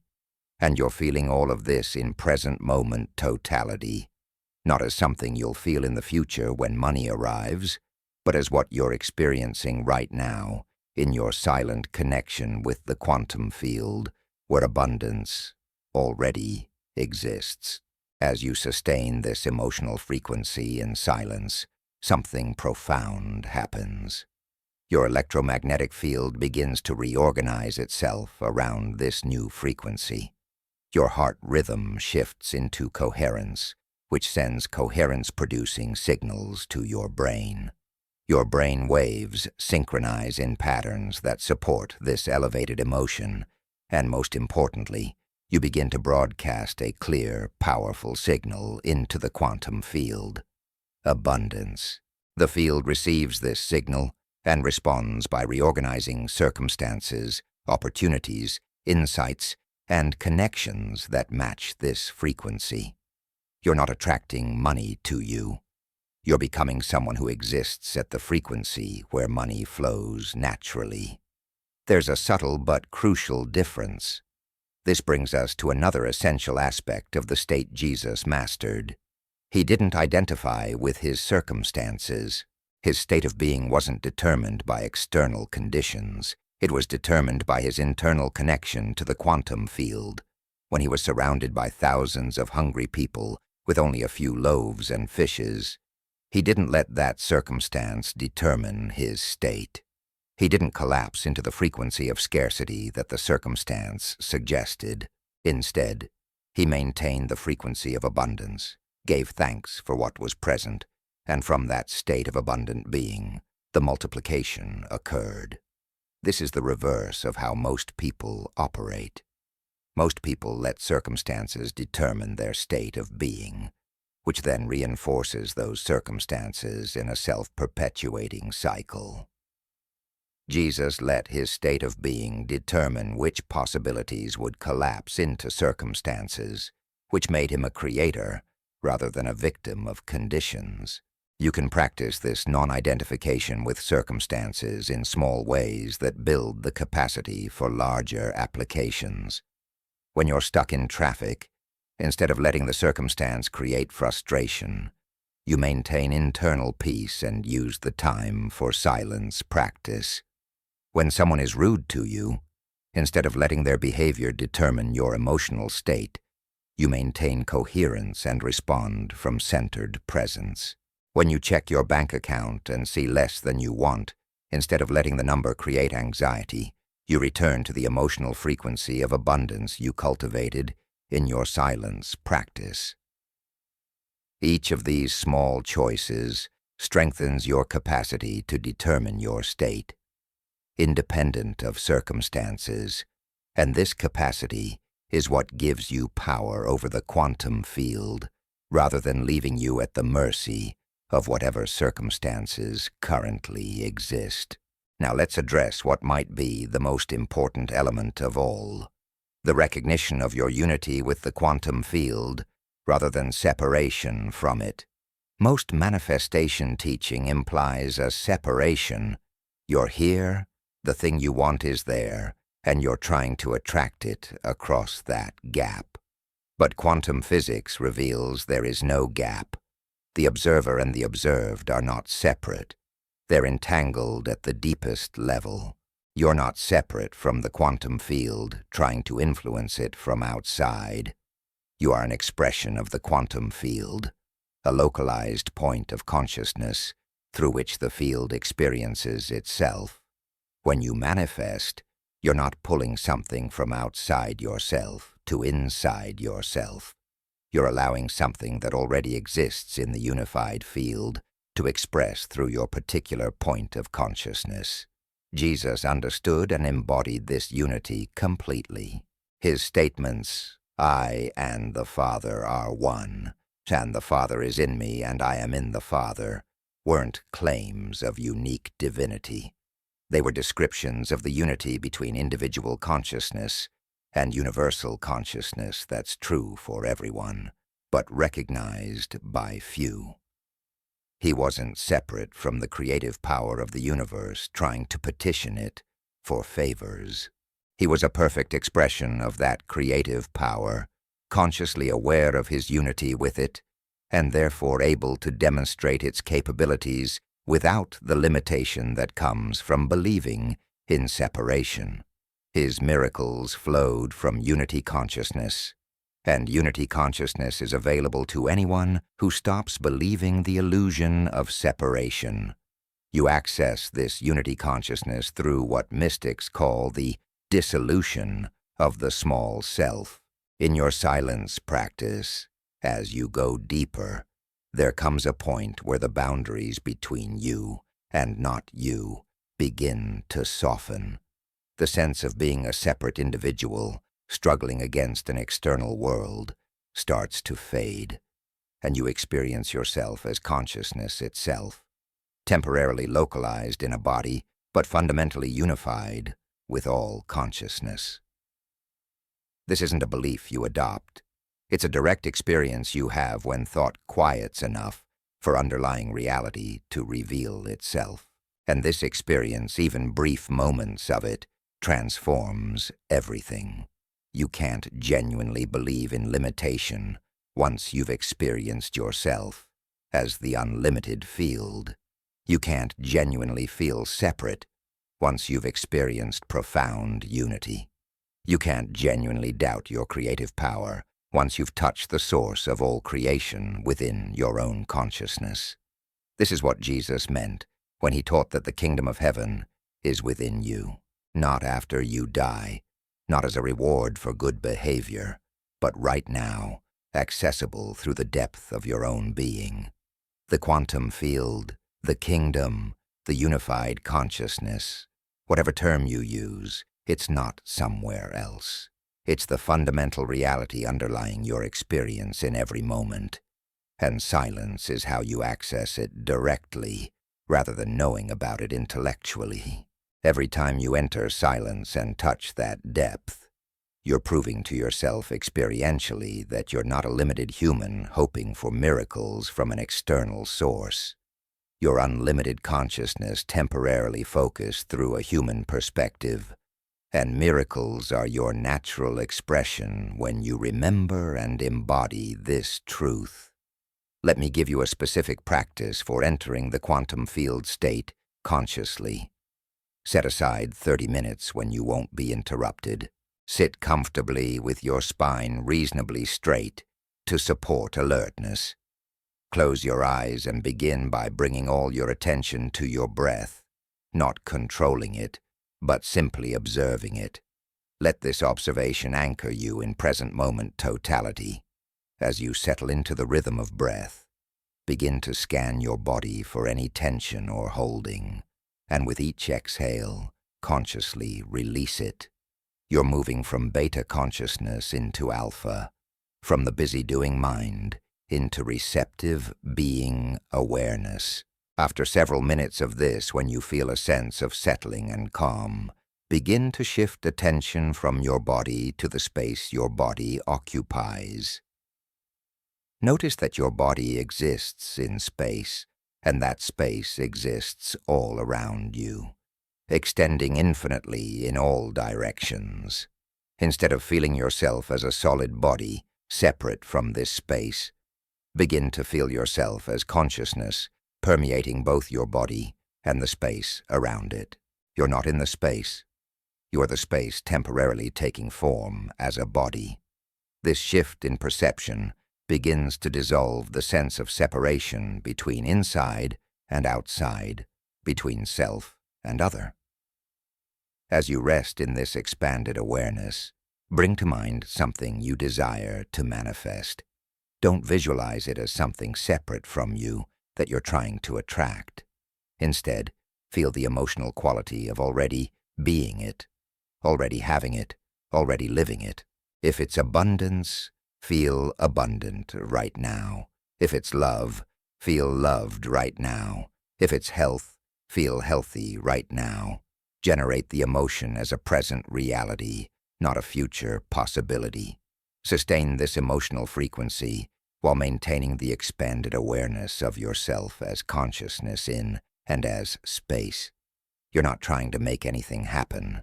You're simply being the frequency of what you desire, while recognizing your unity with the field, where all possibilities exist. Stay in this state for at least 15 minutes, returning to it whenever you notice your mind wandering into thought, doubt, or analysis. You're training yourself to maintain coherence, presence, and unity consciousness simultaneously. This is the state Jesus operated from when performing miracles. This is the state where you access the quantum field directly, rather than trying to influence it from outside. And this is the state where manifestation shifts from hope and struggle to natural inevitable unfolding. As you practice this consistently, you'll begin to notice changes in your external reality that seem synchronistic or miraculous, but are actually the natural result of your shifted state. Opportunities appear that weren't visible before. People show up with exactly what you need. Solutions to problems arise spontaneously. Resources flow more easily. These aren't coincidences or luck. These are the quantum field responding to your coherent signal, collapsing probabilities that match your elevated frequency. You're not doing anything to these circumstances. You're being differently, and reality reshapes itself around your new being, because that's how the quantum field works. It's always reflecting your state back to you, and when your state shifts, your reflection must shift to match. The final element I want to emphasize about this quantum field state is the quality of surrender combined with authority. These seem opposite, but they're two sides of the same coin. Surrender means releasing the ego's need to control how, when, and through what means your manifestation occurs. You stop micromanaging the universe, stop insisting it happen your way in your timing. You acknowledge that the quantum field contains infinite pathways to any outcome, many of which your limited perspective can't imagine. Authority means you claim your power as conscious creator. You stand in the truth of your unity with creative source. You speak and expect reality to respond to your word. Jesus embodied both perfectly. He surrendered to the Father's will, acknowledging that he wasn't acting from ego separation, and simultaneously, he spoke with absolute authority, commanding storms, healing bodies, raising the dead, because he recognized his unity with the creative power doing all these things. You develop this balance through your silence practice and through how you live your daily life. In silence, you surrender your small self's agenda and open to whatever wants to emerge from your deepest being, from your unity with the field. You stop trying to figure everything out and instead listen, feel, sense what wants to move through you. This is surrender. And from that surrendered space, you receive clear inner knowing about what's yours to do, say, or become.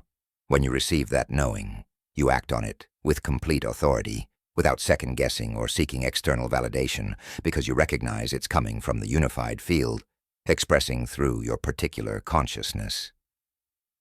This is authority.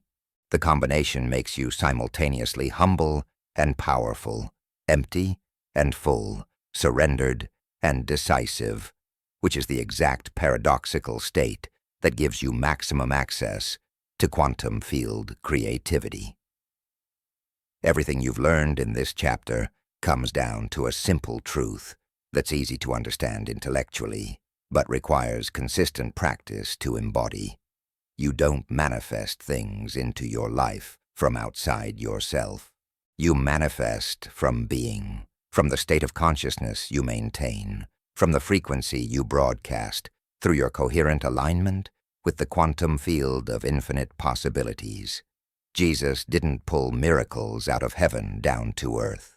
He recognized heaven and earth as unified, accessed the frequency where miracles were already present, and allowed them to manifest through his being.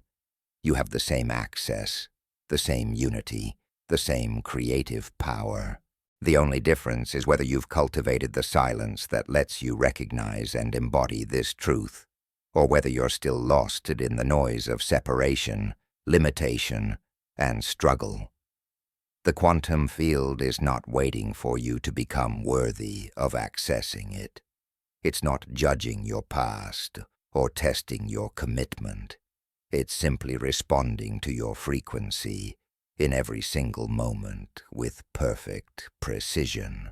When you broadcast coherent signals of abundance, health, love, and possibility from a state of present moment unity consciousness, the field must respond by collapsing those possibilities into your manifested reality. This isn't reward for good behavior. It's physics.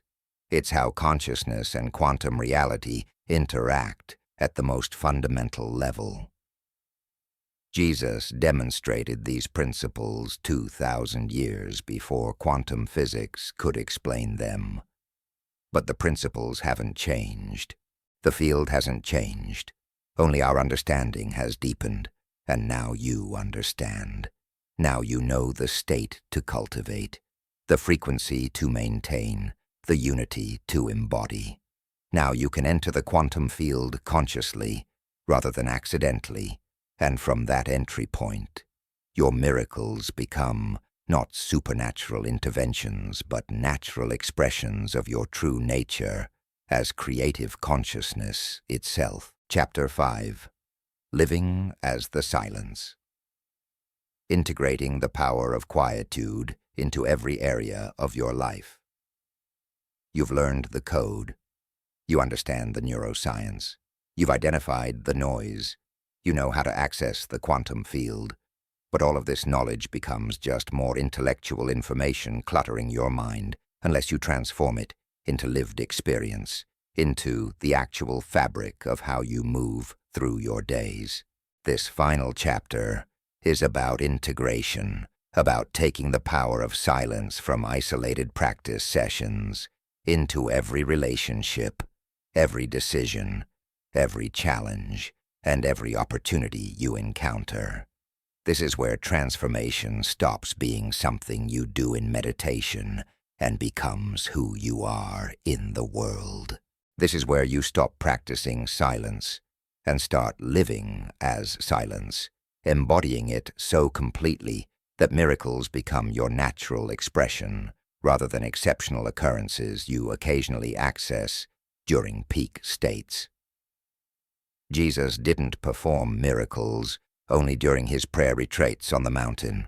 The miracles happened in the marketplace, at wedding feasts, on stormy seas, in crowded streets, in homes filled with grief, in moments of chaos and demand. He had integrated the power of silence so thoroughly into his being that he carried it with him regardless of external circumstances. The noise of the world couldn't disrupt his internal coherence. The urgency of others' needs couldn't fragment his presence.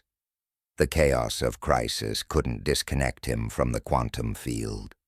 He had become silence in motion, stillness in action, coherence in the midst of incoherence, and this capacity is what made him consistently powerful rather than occasionally inspired. This is the capacity you're now ready to cultivate. Let's start with relationships, because this is where most people's silence practice falls apart immediately. You can maintain beautiful coherence sitting alone on your meditation cushion, but the moment someone criticizes you, disappoints you, or triggers your old wounds, the noise roars back, and you're reacting from unconscious programming before you even realize what happened. You've lost the silence, lost the coherence, lost access to elevated consciousness, and you're operating from survival mode, from defensiveness, from the old patterns you thought you'd transcended. This is normal. This is part of the process. But it doesn't have to stay this way.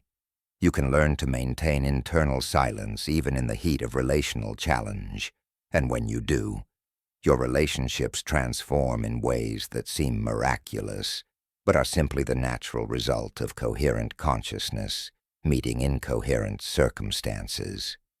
The key to maintaining silence in relationships is what I call the pause practice. When someone says or does something that triggers emotional reactivity in you, instead of responding immediately from that reactivity, you pause, just for 3 conscious breaths. Just long enough to feel the trigger without acting from it. In that pause, you're creating the same observational space you cultivate in formal silence practice. You're noticing, that comment activated my unworthiness wound. That behavior triggered my abandonment fear. That tone of voice hit my not good enough belief. This noticing itself prevents you from unconsciously reacting and creating more noise, more conflict, more incoherence. And in the space of the pause, you can choose a response that comes from your centered presence rather than your triggered past. This doesn't mean you become passive or allow poor treatment. It means you respond from power rather than react from wound. Jesus demonstrated this perfectly. When people attacked him verbally, tried to trap him in theological debates, or even threatened him physically, he rarely reacted with the defensiveness, anger, or fear that most people would consider normal. He paused in internal silence, observed what was happening without being controlled by it, and responded from coherent presence. Sometimes his response was fierce confrontation. Sometimes it was silent withdrawal. Sometimes it was a question that shifted the entire dynamic. But whatever the response, it came from silence rather than noise, from consciousness rather than programming, from the quantum field rather than survival mode. You practice this pause in small moments throughout your day. Your partner says something insensitive. Pause. 3 breaths. Feel the hurt without immediately expressing it as attack or withdrawal. From that pause, choose whether to speak about the impact of their words from vulnerability, to let it go because you recognize they're operating from their own noise, or to set a boundary from centered clarity. Your colleague takes credit for your work. Pause. 3 breaths. Feel the anger and injustice without immediately reacting. From that pause, decide whether to address it directly, to let it go as ultimately unimportant, or to use it as information about who this person is and adjust accordingly. These pauses are silence infiltrating your relational life, creating space for conscious choice rather than unconscious reaction. As you practice this consistently, something extraordinary happens in your relationships. People respond to your coherence even when they don't understand what's different about you. Your refusal to engage in unconscious drama, your capacity to remain present when others are reactive, your ability to respond from clarity rather than trigger. All of this creates a field of coherence around you that actually influences others toward greater coherence themselves. You become what quantum physics calls a strange attractor, a highly organized system that draws other systems toward higher organization. This is how Jesus could walk into chaotic situations and bring peace not through controlling others, but through the power of his own coherent presence. Now let's talk about bringing silence into your work, your career, your creative endeavors. Most people approach work from noise, anxiety about performance, fear of failure, comparison with others, need for validation, attachment to outcomes, mental chatter about what could go wrong or what people might think. This noise not only makes work stressful, it actually compromises the quality of your work because you're accessing only the limited capacities of beta wave consciousness rather than the expanded capabilities available in more coherent states. But when you bring silence into your work, when you learn to perform your tasks from centered presence rather than anxious striving, you access levels of creativity, insight, and effectiveness that seem to come from beyond your normal capabilities. The practice here is what I call conscious transitioning. Before you start any significant work task, instead of jumping straight from whatever you were doing before, you take 60 seconds of silence. You close your eyes, take several deep breaths, and consciously release whatever mental or emotional noise you're carrying from previous activities. You bring yourself fully present to the task at hand. You set an intention, not for a specific outcome, but for a quality of being. I'm going to approach this from clarity. I'm going to do this from flow. I'm going to create from inspiration rather than obligation. This 60-second transition is you consciously shifting from beta noise into alpha coherence, and the difference in your work quality and your experience of doing it will be immediately noticeable. Jesus demonstrated this principle constantly. Before teaching, he entered silence. Before healing, he entered presence. Before making important decisions, he withdrew to quiet places. He wasn't wasting time or procrastinating. He was ensuring that whatever he did came from coherent connection to the quantum field, rather than from ego striving or people-pleasing. His work had power because it emerged from silence rather than noise. And the same principle applies whether you're writing an email, making a sales call, creating art, solving problems, or leading a team. Work that emerges from silence carries a quality that work emerging from noise simply cannot match. People feel it even if they can't articulate it. Opportunities flow toward it. Success becomes more natural and less forced. There's another dimension to bringing silence into work that's crucial. Learning to recognize when to act and when to wait. Most people operate from either chronic doing, constantly busy but often ineffective, or chronic procrastination, avoiding action because of unconscious fear. Both are noise-based patterns. Silence teaches you the rhythm of inspired action, which is completely different from either compulsive doing or fear-based avoiding. In your silence practice, you develop the capacity to feel when action is aligned and when it's not. You begin to sense a quality of rightness when something is truly yours to do, and a quality of resistance or forcing when you're acting from noise rather than inspiration.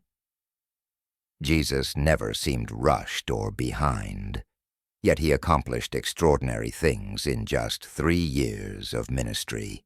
He worked from the rhythm of silence, acting when action was aligned, waiting when waiting was appropriate, and having perfect discernment about which was which.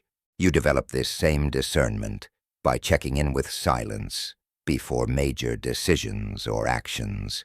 You ask internally, does this action feel aligned right now? Am I being called to do this, or am I forcing it from anxiety or obligation?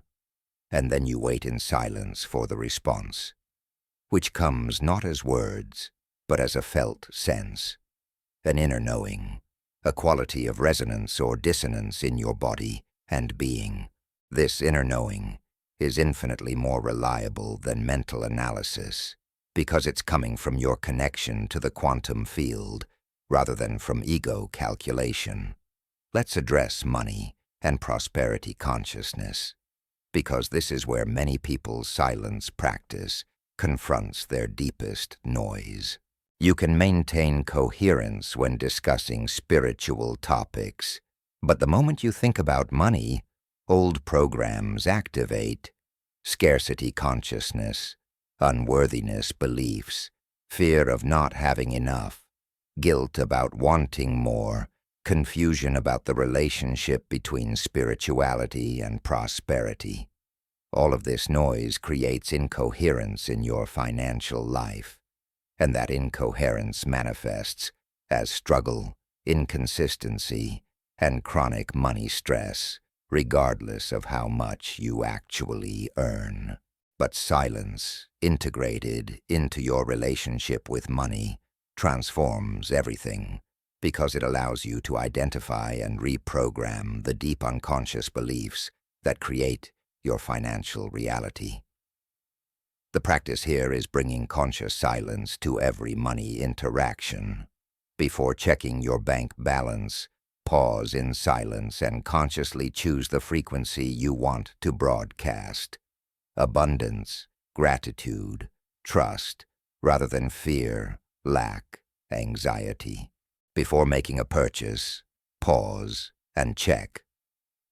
Is this coming from aligned desire, or from noise trying to fill an emotional void?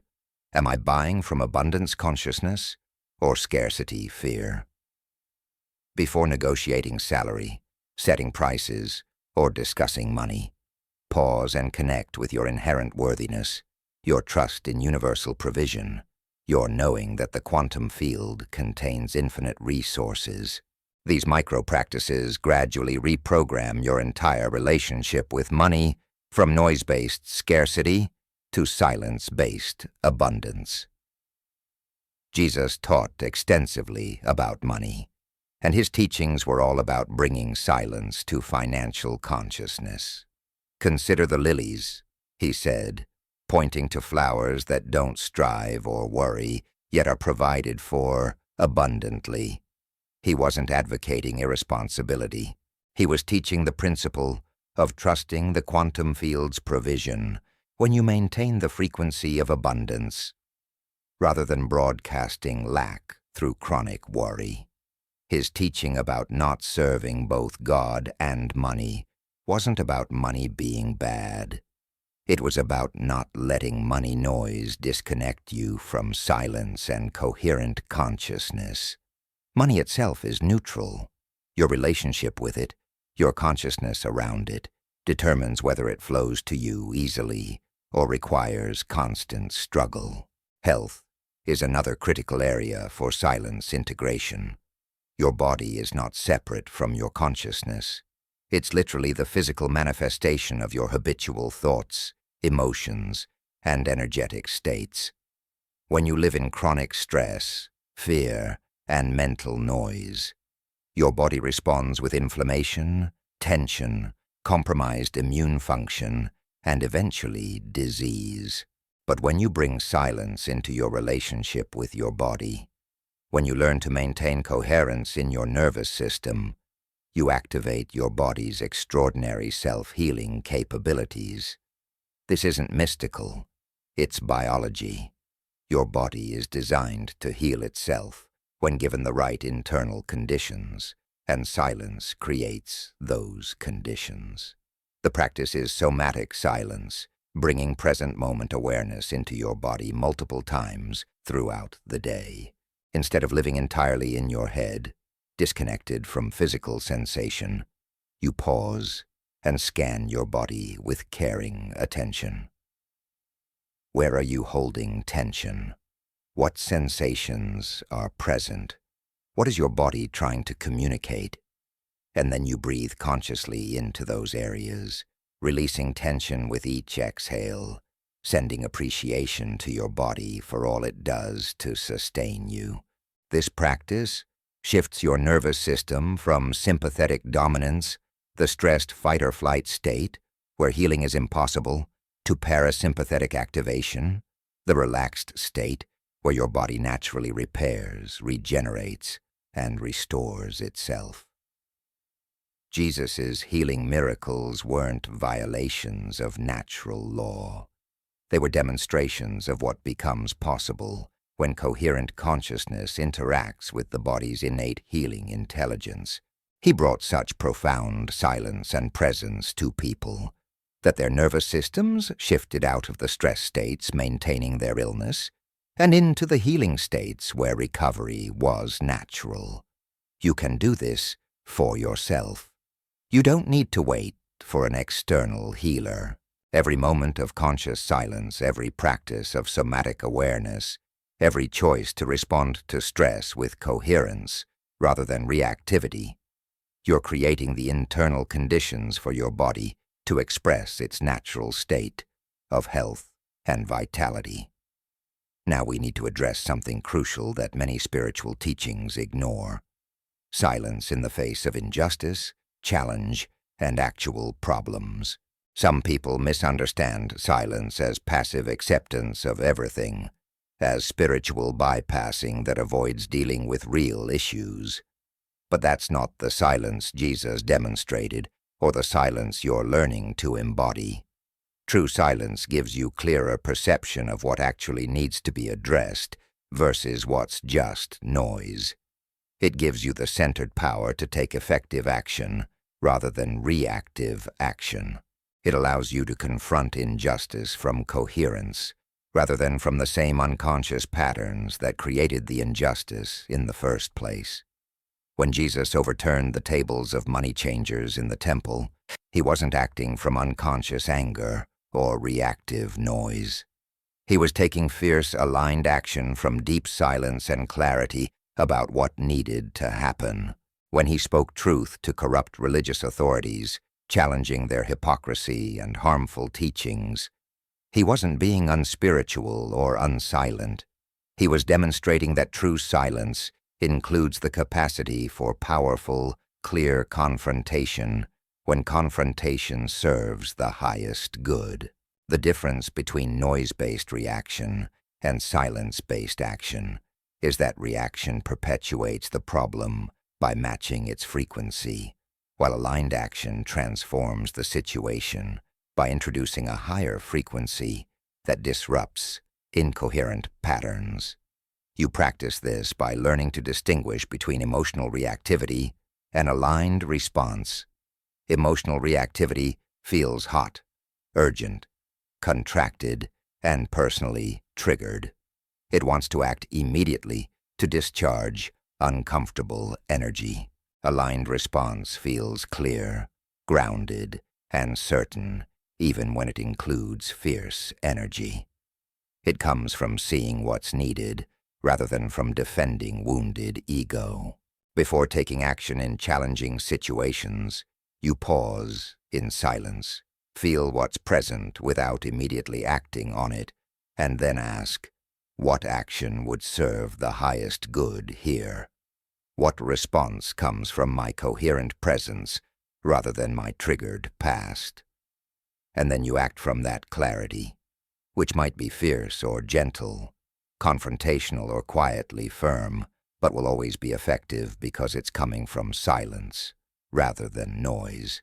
Let's talk about integrating silence into your relationship with time, because time scarcity is one of the most pervasive forms of noise in modern culture. "I don't have time" is the universal excuse for not practicing silence, for not being present, for not living consciously. But time scarcity is itself a frequency, a form of noise that creates the very experience it describes. When you operate from time scarcity consciousness, you're always behind, always rushed, always feeling like there's not enough time no matter how efficiently you organize your schedule.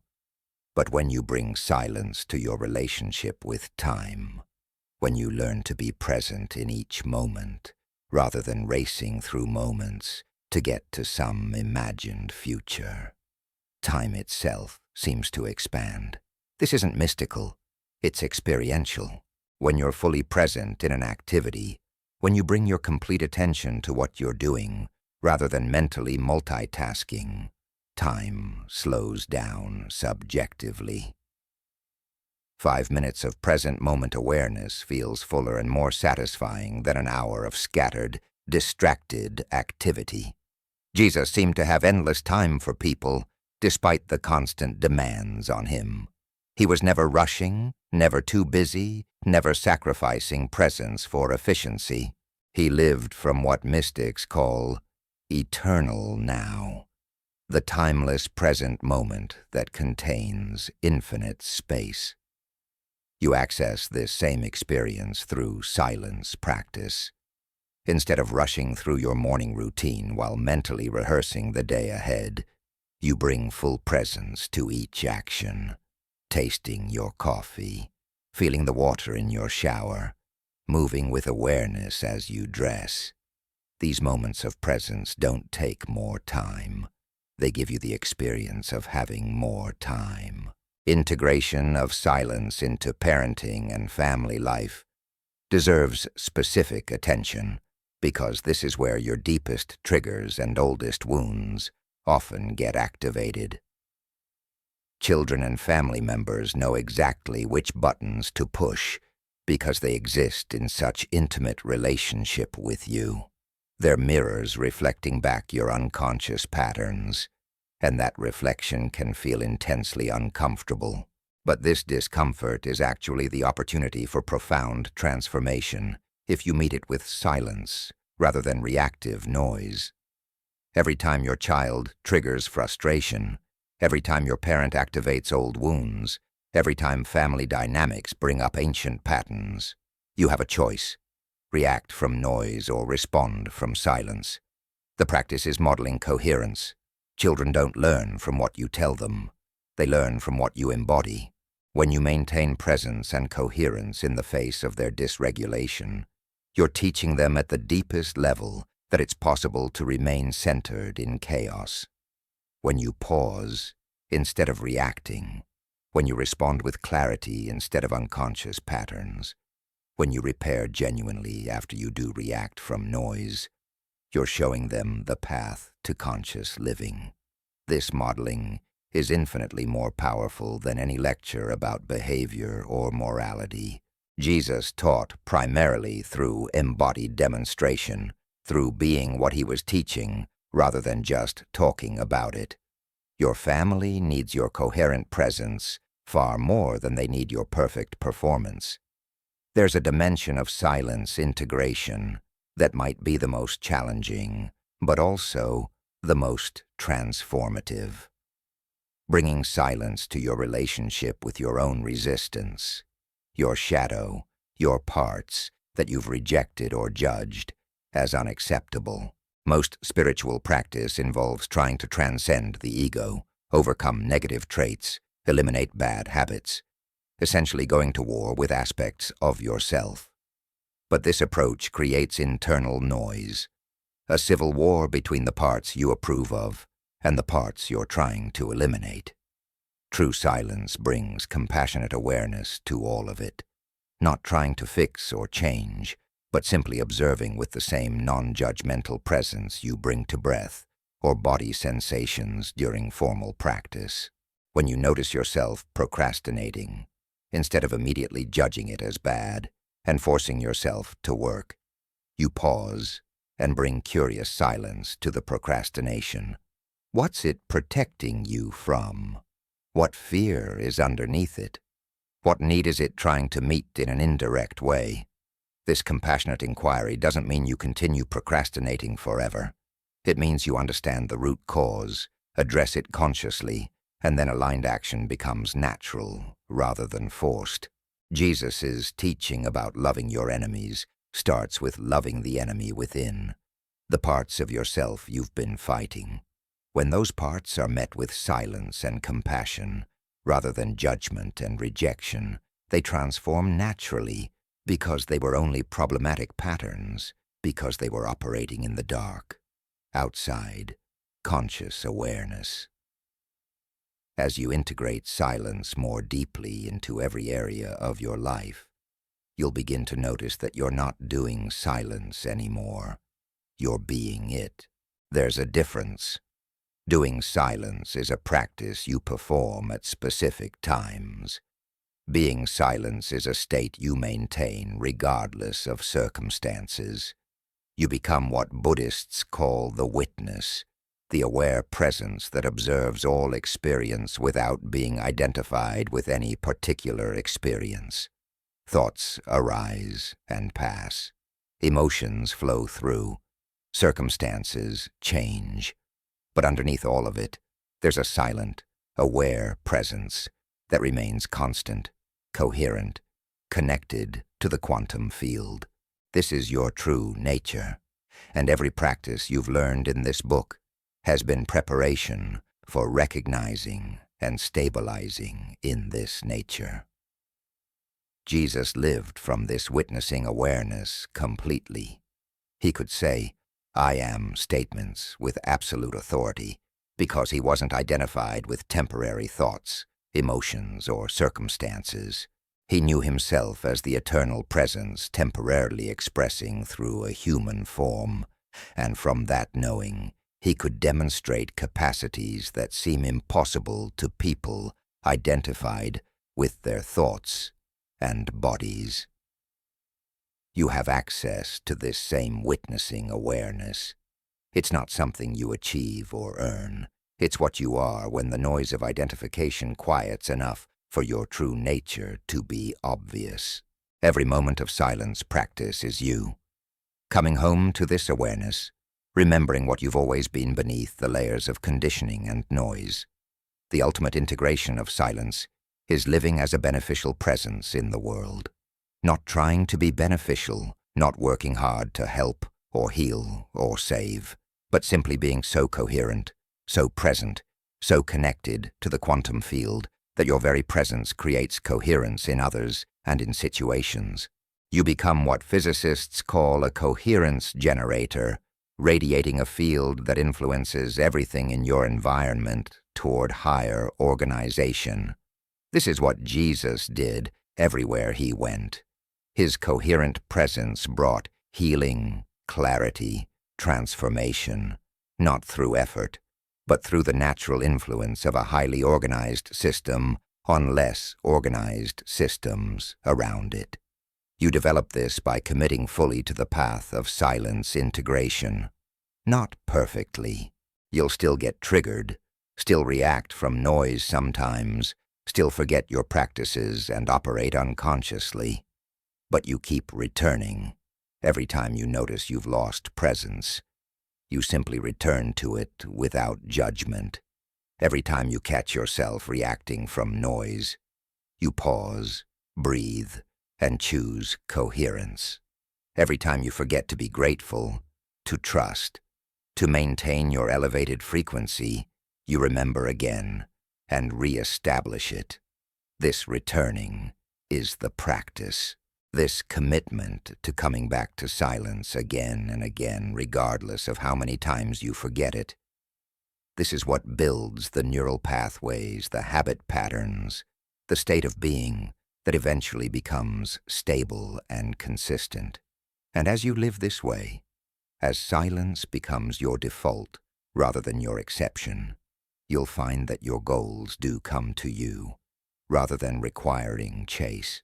Not because the universe rewards your spiritual development, but because you've become someone who broadcasts the frequency those goals exist at. You've aligned your being with their reality in the quantum field, and manifestation becomes natural consequence rather than forced effort. The relationship you desire appears because you're being the frequency of love rather than broadcasting loneliness.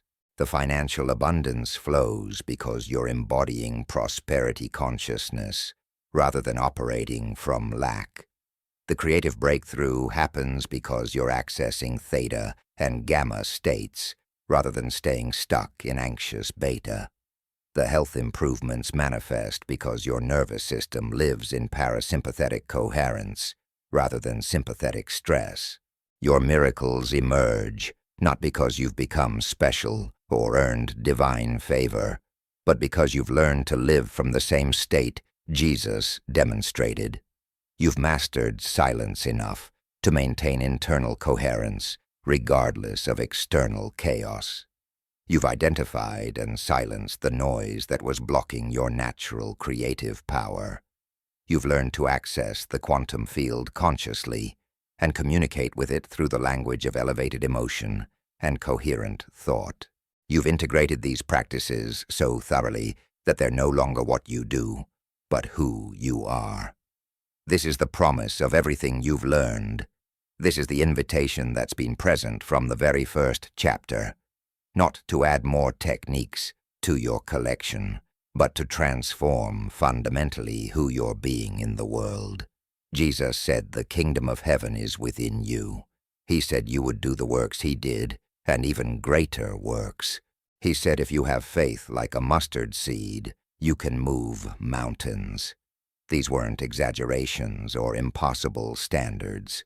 They were statements of fact about what becomes accessible when you master the silence that connects you to your true nature as creative consciousness. The miracles aren't the goal. They're the natural expression of living aligned with quantum reality. The peace, joy, abundance, and love aren't achievements to earn. They're your natural state. When the noise that obscured them finally quiets, you have everything you need. The practices are simple, even if not always easy. The path is clear, even when your commitment to walk it wavers. The quantum field is responding to you in every moment with perfect accuracy, reflecting back whatever frequency you broadcast. And now you know how to broadcast consciously rather than unconsciously, how to choose your frequency rather than being controlled by old programming, how to live as silence rather than being overwhelmed by noise. This knowing changes everything, but only if you apply it.